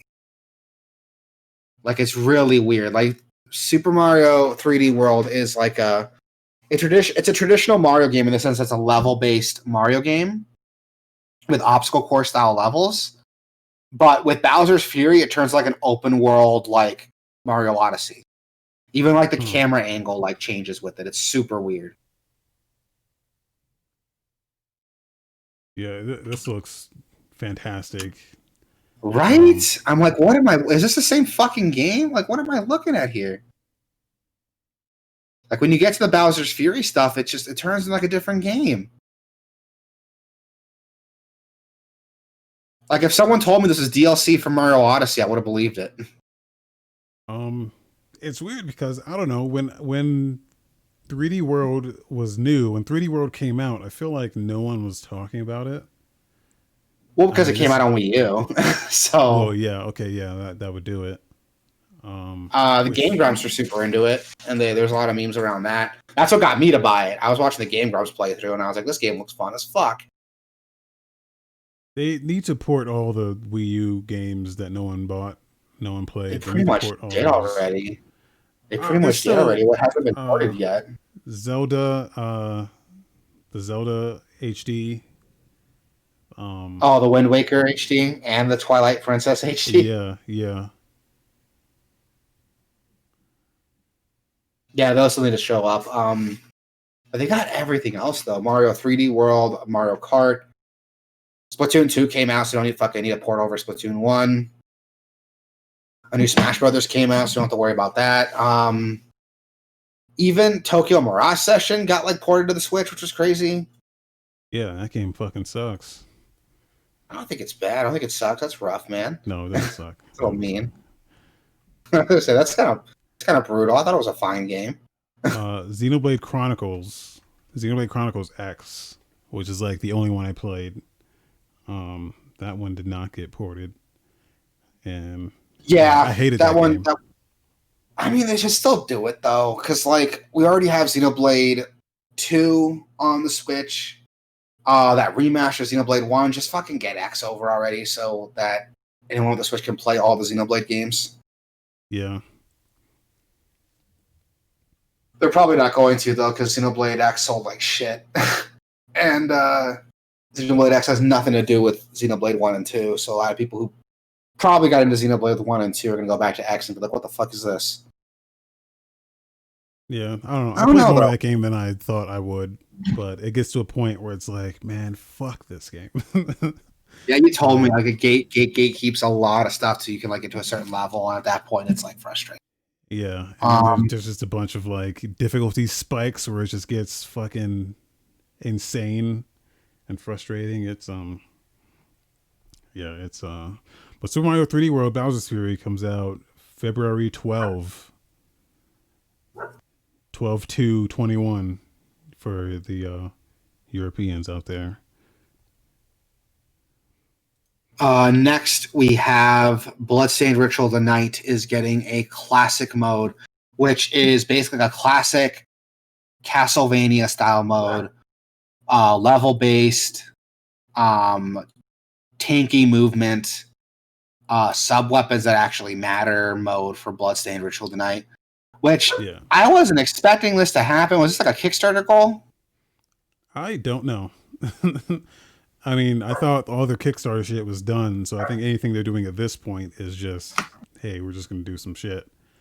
But it basically turns the game into Castlevania. Yeah, like Which I think old school Castlevania. is a completely separate thing when it's like its own levels and shit too, I do believe. Yeah, it's a whole separate thing, a whole separate mode. And I'm watching some gameplay of it. I'm like, that's pretty cool. They were able to do that, man. I mean, is it necessary, especially since we have a Circle of the Moon, which is fucking excellent?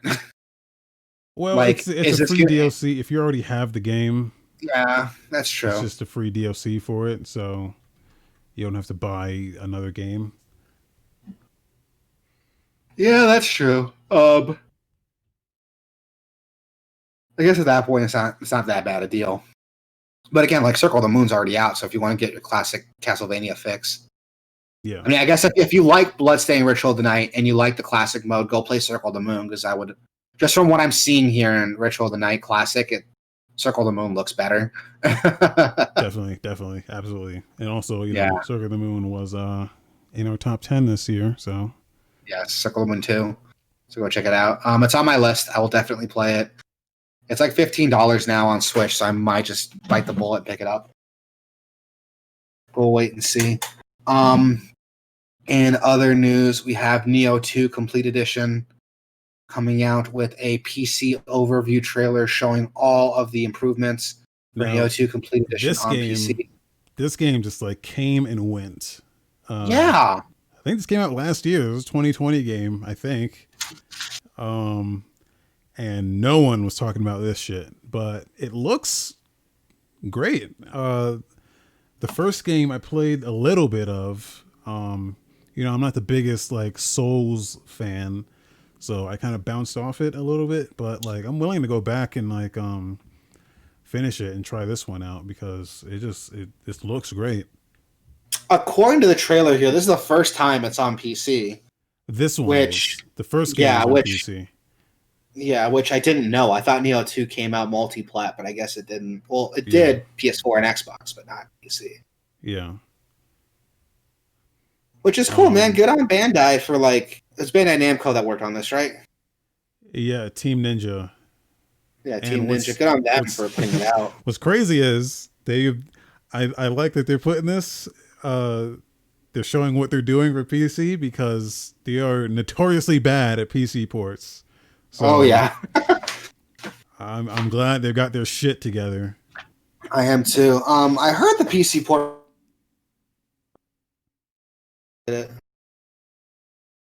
Hello. You cut out. Hello. Hello, can you hear me? Am I there? Yeah. I guess I cut out. I heard the PC port for the first Neo wasn't bad, but I don't know. I don't know if Um, you saw, but if you pre-order the game on Steam, you get a Steam exclusive helmet called the Valve helmet, which is oh. a samurai helmet with a big valve on the back, and it's got a RGB lighting. It's fucking hilarious. Like, watch to the end of the trailer, the last like 5 seconds.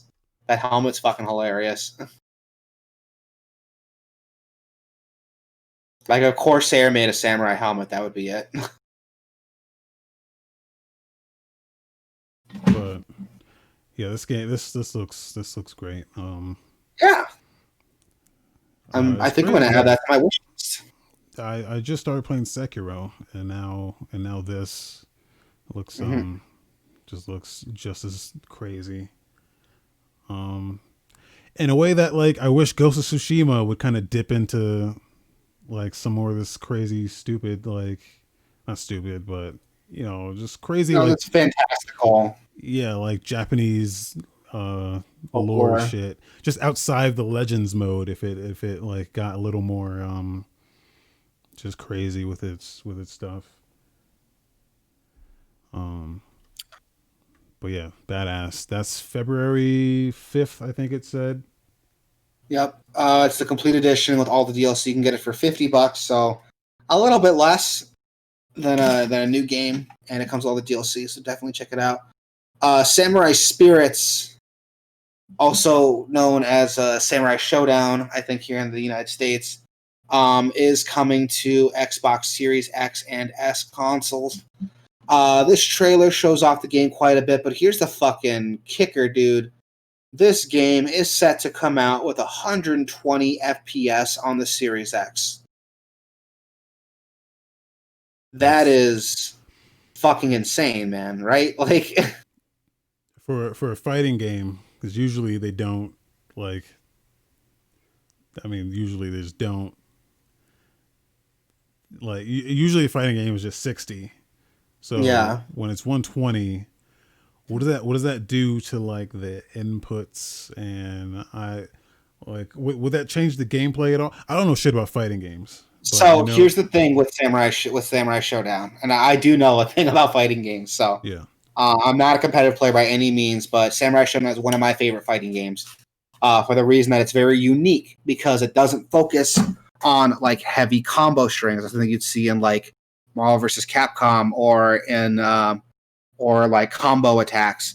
A big part of the game, a big gimmick of the game, is based on like punishes, waiting to react to what your opponent's doing, catching them slipping, and then reacting to it. Because attacks in Samurai Showdown hit so fucking hard that putting yourself out there doing these long combos, one good hit can like fuck the whole matchup for you.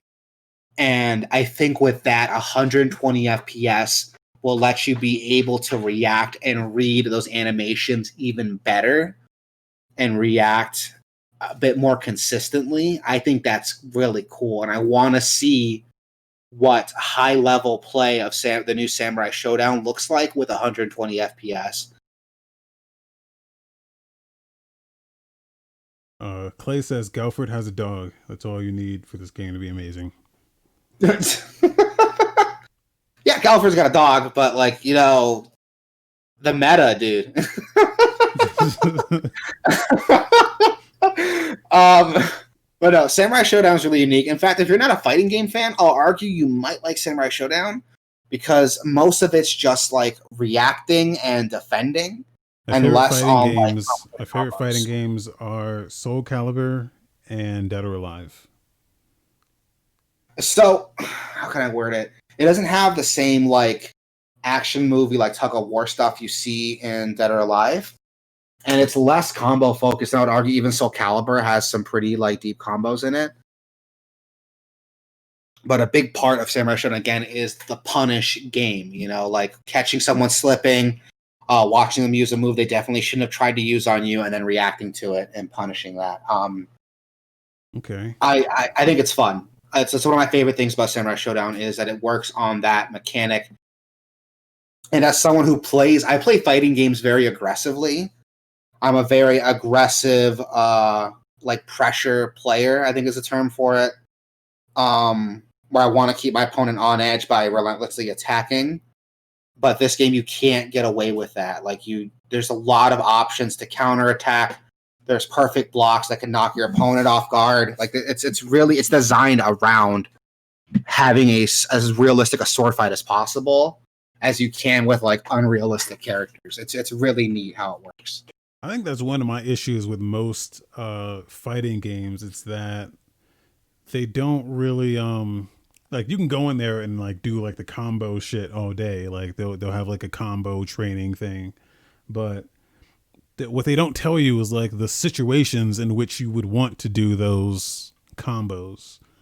Um, that's always been my like crutch in fighting games. It's like here's how you do this 27 hit combo, but the problem is when do you whip that out? Like when is the time where I should use this? When do I jump in to attack, or when do I do a Shoryuken type shit? You know, it's Yeah, that's and always the been my game crutch. teaches that. That's why I And never played these types of games. That's why like Soul Calibur is not a game where you really need to know that kind of shit. You kind of do. There's like grab. There's always like grab versus hit versus like like the sidestepping versus yeah. horizontal attack. Yeah, It's that rock paper and scissors shit. Like that's how yeah, dumbed down I like it. and so Samurai Showdown isn't quite that dumbed down, so to speak, but a lot of it's on like, hey, can you like time your blocks? Can you like wait out and the game shows you like, hey, this is an attack that hits really hard, but it's slow, so only use it when you know you're gonna hit with it. Here's an attack that's really fast but doesn't do a lot of damage. Use that to keep pressure up or to counter if someone's using a slow attack. Like it's really cool the way it plays it because the game tells you flat out when you play through the tutorial. It's like, hey, don't play this like a regular fighting game because you're gonna get your ass kicked. Like play it like it's a very slow, methodical game. But dude, it gets so tense because some of these hits hit so fucking hard that when you see someone they're playing really aggressively and they're winning, and then one person pulls off a perfect block and they counter with like a power attack, and that person loses like a chunk of their health, and you're like, oh shit, now it's even again. It's really tense the way these games can play out. I've had fights end where I'm like sweating because I'm like, shit, that was intense. Like this is the most mind game fighting game I've ever played, and I love it for that. Like seriously, give it a shot, dude. Like I think you might like it, especially if you're not a fan of like most fighting games. You might like this one. All right, Samurai Showdown. That is March 16. Is that a global release or is that So this is for the Xbox Series X, and I is it out believe that is already? the global release date. And the game's been out, dude, for a while now. Oh, The only thing it's not on is like Steam. It's been on like Xbox, even Switch. It's on Switch now. So all right. Pretty oh sweet man, it's then. good. Go check it out. It's really good, man. I'd recommend it. If you don't like fighting games, you might like Samurai Showdown. Then we got a new game coming out called Returnal. Dumb Yes. fucking name, I'm gonna say. Stupid fucking name. But the I game looks pretty agree. dope. This is the Housemark joint. Um, if How you don't smart? know, What have they if you don't worked know on? Housemark, they did Resogun on PS4. They make PlayStation Oh games, so yeah. like they did Resogun, Super Stardust. Um, did that one like Alien game on PS? I forgot what the fuck that one was called. I know Alien, what you're talking about. Alien Res, something like that. Alien No. Swarm. I don't know. Yeah, I know what you're I talking played it about. though. It was all right. This is the first like straight like action third person shooter game they've made or they're making. It looks interesting. Uh, I don't get a full I don't get a full idea of what the game is though from this. Uh, Yeah, I don't like either. I think it might be like a Risk of Rain style roguelike, but I'm not entirely sure what I'm looking at. The shooting looks yeah, interesting. All the extra tools and weapons you can get and the modifications of them look really cool. Alienation. That's what it was Um, called. Alienation, that's it. Yeah, there we go. I couldn't remember what it was called. This looks interesting though. Again, I don't have an opinion on it, but it looks cool. It looks cool. I want to see what more they put out with it because it looks interesting. We'll have to wait and see when it comes out, but it looks cool, man. I'm into it. Yeah, this is their PS5 joint. I don't know if this is coming to PS4. See, okay, again, my issue again with PS5 is that this this doesn't look like a game that I know it's Housemark. They're like a small like indie studio, but if this is Yeah, PS5 only, why would I need to buy a PS5 for this? Like, I feel like this could be on PS4 easily. I hear ya. Um, I don't know if it's PS5 only, but if it is, they're not making an argument for why is this PlayStation 5 exclusive. So, right there. I'm just Uh, not seeing. I'm not seeing the argument for PS5 here of why I need to buy that console for this game. yeah, and Um, I think that's part of it. I don't think it's there to like, oh, you got to buy a PS5 for this. This is more like, oh, if you already have a PS5, here's a game that's coming out for it. But again, there's no reason it shouldn't come out on PS4. Like, yeah, I don't know. I don't know what their logic is. The game looks interesting though. I definitely want to check it out. Another thing that looks interesting. I never heard of this game until I'd seen the trailer, but Scrap Story, the Paper Prelude. That's fucking Paper Mario, right? Like um, yeah. It looks a lot like Paper Mario. It looks a lot like that. Plus, a lot like Paper Mario. it's that plus. What was that? Fold out game. Fuck. You know what I'm talking about? The Oh yeah, the one by the Little Big Planet guys. yeah. I know what you're talking about. I can't remember what it's called, but I know what you're talking about.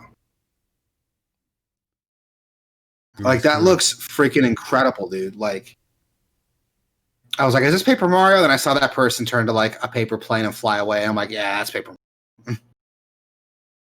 Like it's not a Paper Mario style fighting system. It's like it's Paper Mario. Your character's made of paper, and they fold into shit and solve puzzles. Like that's Paper Mario as fuck.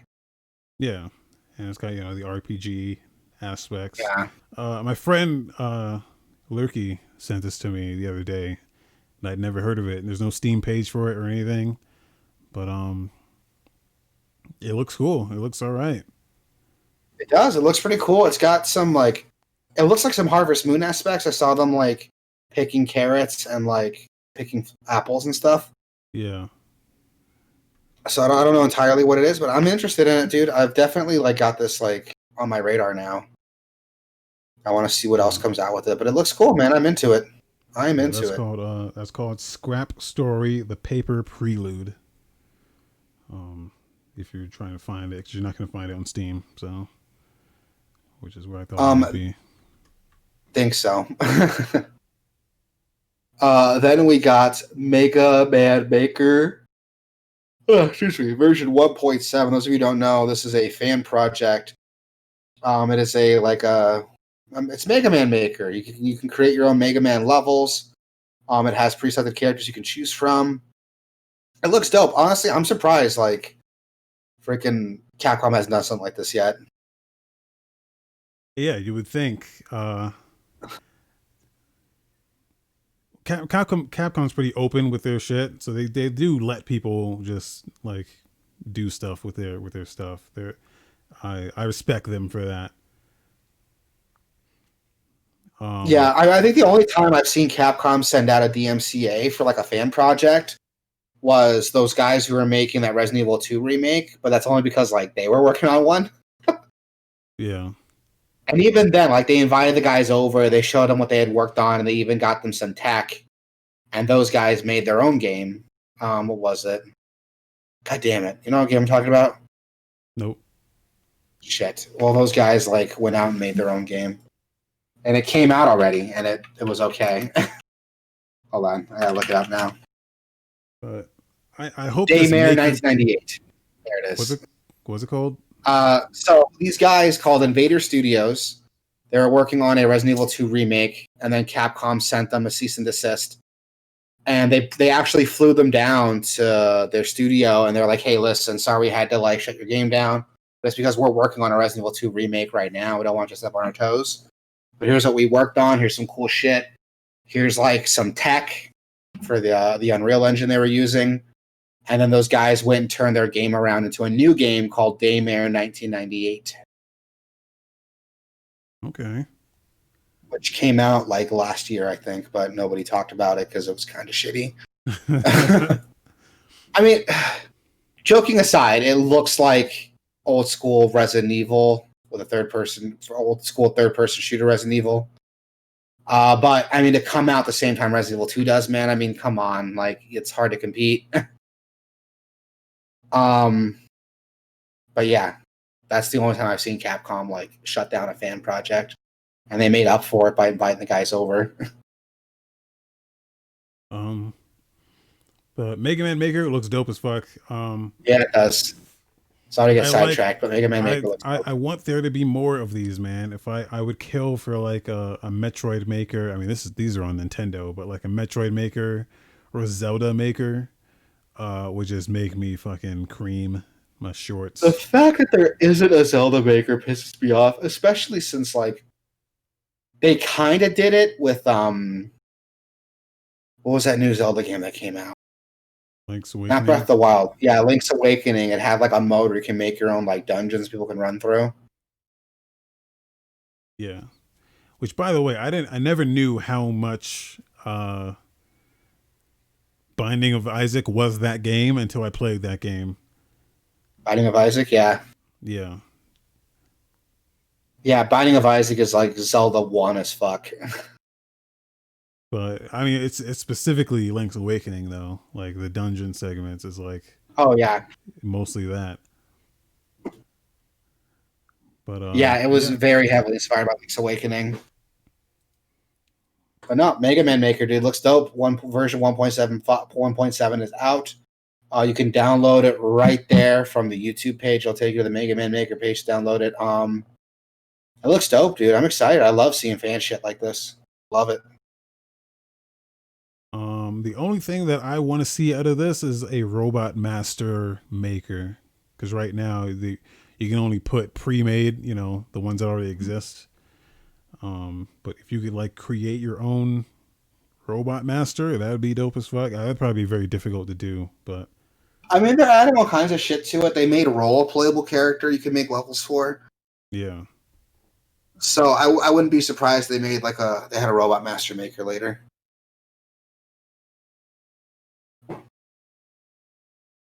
We'll have to wait and see, man. What else we got? We got some new games releasing. Tomorrow we have Hitman 3 coming out on PC, PS4, PS5, Xbox One, Xbox Series X, Stadia, and am I reading that right? Switch? It's coming out on Switch too? Yep. Fucking Holy everything. shit. Holy shit. Okay. So what's crazy about this is, and there's some controversy surrounding this already, but that Hitman 3 contains both the first two games. They're just fully playable in Hitman 3.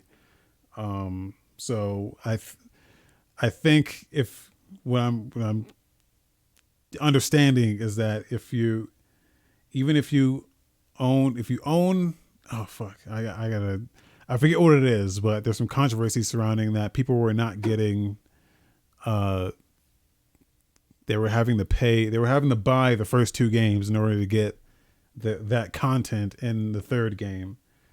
But um the guys that came out, IO Interactive came out and was like, no, we're gonna fix this. That's not supposed to be. You're supposed to get everything just from buying Hitman 3. And then same for Hitman 1 and 2. If you own Hitman 1 and 2, uh, there's supposed to be something that transfers over into Hitman 3 as well, or transfers back into Yeah. those games, something like that. But yeah, there's some Yeah, I controversy. think that. Yeah, I remember hearing about that too. I think the big controversy was like Hitman 3. I think is Epic Store exclusive. So people were like concerned, like, well, I have the first two games on Switch, and now I can't get that content on the Epic Store. And they're like, no, you just need to own it. You don't have to like own it on that platform. Which I don't know how they're supposed to validate that, but whatever. Yeah. My cat keeps scratching me. Stop! It hurts. Leave me alone. She's like trying to climb on me and be cute, but she keeps scratching the fuck out of me, and it hurts like hell, dude. Okay, you gonna stop now? Jesus. Thursday, January 21st. Ride 4. For, Which we talked about a little bit.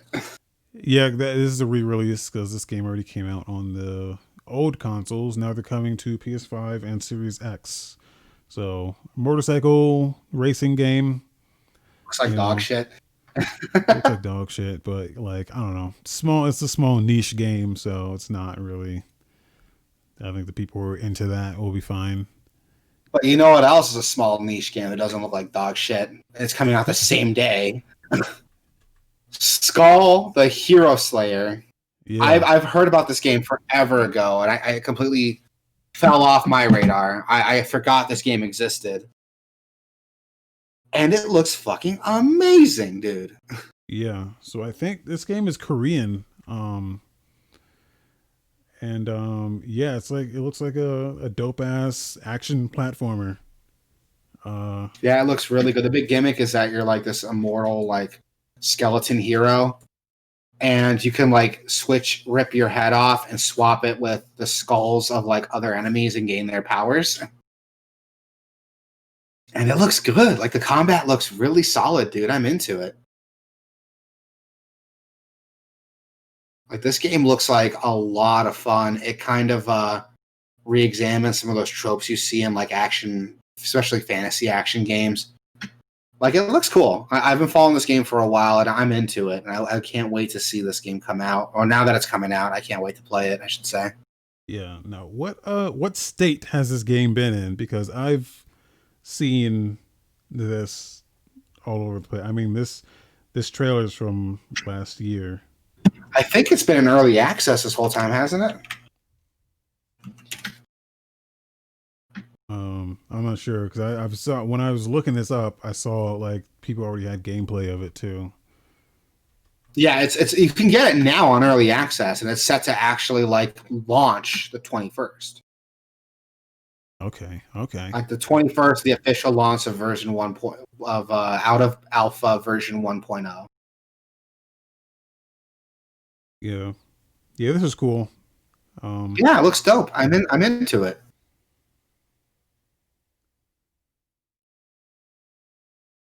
Like, look at that. God damn it. There's like this clip like 2.5 minutes in where he's got like a machine gun for some reason. He's like mowing down dudes. I don't yeah, care if it like breaks the aesthetic. I think it's cool as fuck. yeah. Like So I'm so into this. It's like not even funny, dude. that's launching on PC on Thursday, so hmm might have to check that out. Yeah, man, for sure. Definitely on my list. Glenn Shane's in the It's chat. Jello, that's my dude. Jello, what's up? what up, Jello? You're late. Where have you been?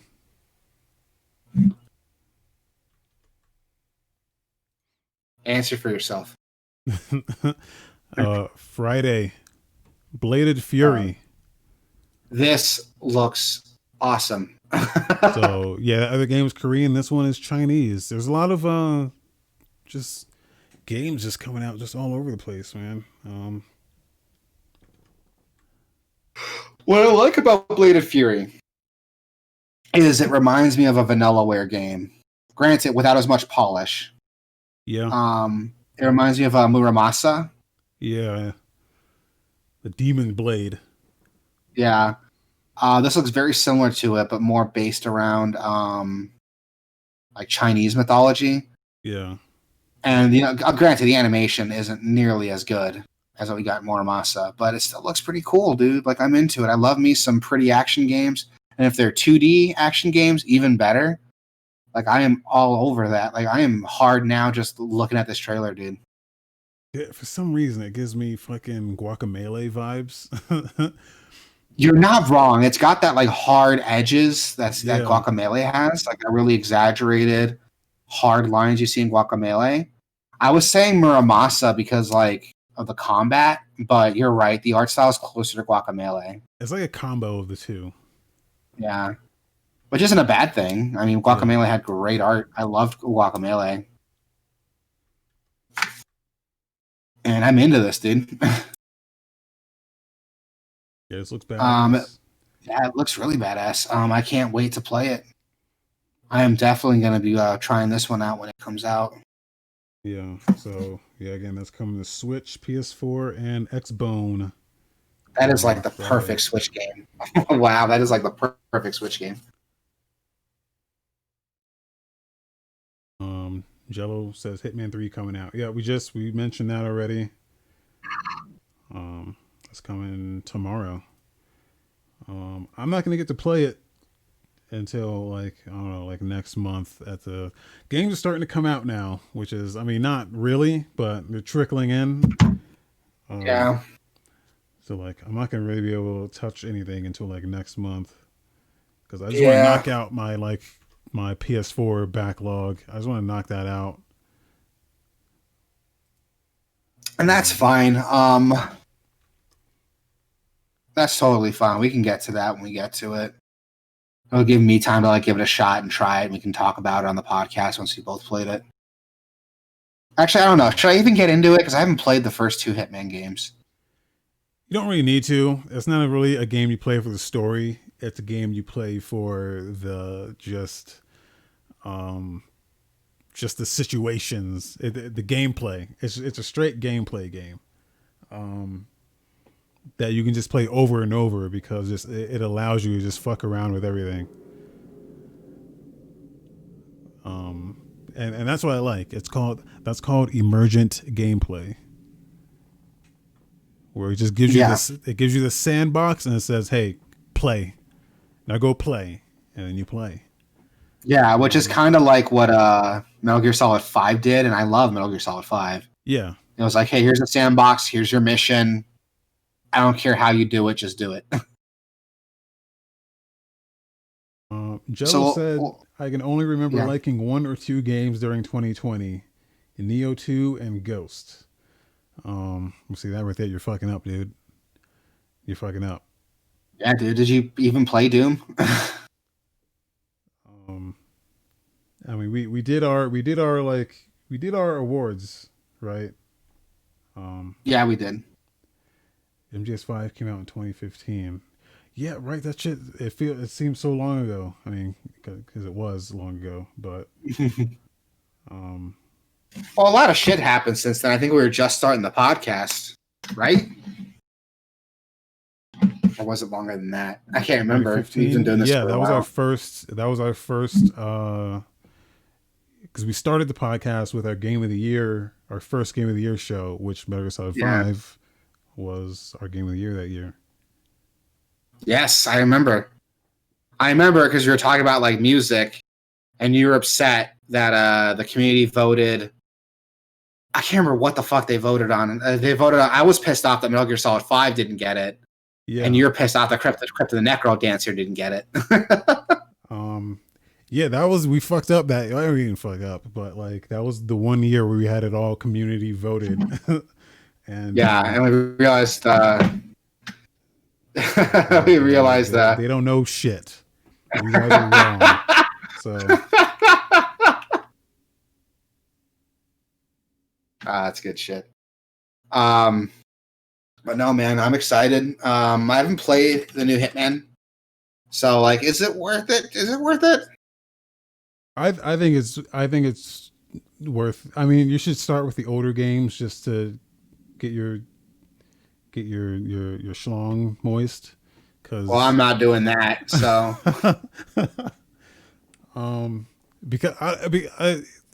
because they're cheaper. So like you can start with that first game just to dip your toe in and see, because they all play the same way. It's just a sandbox, and it's just the world is yours, and you can just approach it from just any way you want. They kind of guide you to certain they guide you to certain specific ways on how to do things. yeah. They'll be like, hey, there's a conversation going on over here. If you listen in on it, it'll give you a hint as a one way you can do this. But that's just one way you can do it. There's like 50 other ways that you can just come across yourself and do things. And it's really cool. Well, that's pretty cool. I'll have to check it out then. I might go and check them out. They're cheap now, so Yeah. maybe it's not a bad idea to get into it. And then the more you perfect a mission, the more, because every mission they play out the same way every time. But so like the more you play them, the more your knowledge increases of, oh, there's going to be like a sword over here in this, like in the attic, or there's going to be this over here. So like the more you play them, the more your knowledge of that entire area increases. So you'll be able to execute even more crazier shit or different things, or you'll be able to do it without fucking up. And every time you finish, you'll be able to carry something. You can carry things into the mission the next time you play it. So you just get better and better every time you do it. Okay. So I like it. A lot of people, those are the only good Hitman games in my opinion. But they're really good. Oh Jesus! According to Jello here, one mission can take 1 to 2 hours if you don't know what you're doing. He's also asking if you don't like Blood Money. No, I don't like Blood. I don't like any of them. I don't like any of them, dude. They're all like, because, well, they were like, I don't know. They were just not. They were different. Like, I like the new direction they've gone in. So should I start with the new ones then? Or just start with like the new Hitman one that came out like 2015? Yes, only play the new ones. Don't play those old fucking. I mean, unless you want to, but those are very different games. They're just not. They're not as. If you go to Giant Bomb, so Giant Bomb has a series. Giant Bomb has a Hitman series where they put pieces of paper in a hat, and they draw from the hat. They draw a weapon, they draw who you have to kill, and they draw what you have to wear to kill that. So it's a very fun way of watching that game being played, because it's just completely random, and they have to do very specific things. They set themselves up to do very specific things, and I think that's a very fun way to go about it. So you can watch the Giant Bomb playthroughs. Just search like Giant Bomb Hitman, and I will. You'll see. Sounds awesome. It's fucking. There's one where they draw like a battle axe and a vampire outfit, and you're like, okay, but they have to like succeed though. So you have to they have to kill the person and then escape.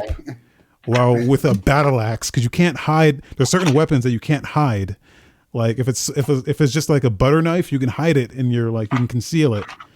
But like there's certain weapons you can't conceal. So like when you have a battle, do you have to take the battle axe with you? You can't just kill the dude, leave it next to him, and take off. You can, but if people see you walking around with a battle axe, they're gonna get suspicious. So you can just throw it. You can just get rid of it, but they also have to wear like a vampire costume, and that's a whole thing too. So it's like crazy stuff like that makes that game fun. I hear you. So you walk in with a battle axe and a vampire costume, and then some dude dies from that same battle axe, and you just leave it there. Yeah. Now everyone's on the lookout for the guy in the vampire costume. Exactly. That's pretty cool. Exactly. That's pretty cool. That's pretty so, cool. Yeah, so definitely check out the Giant Bomb Hitman stuff. But yeah, I think that's gonna do it here for us. Yeah, good show, man.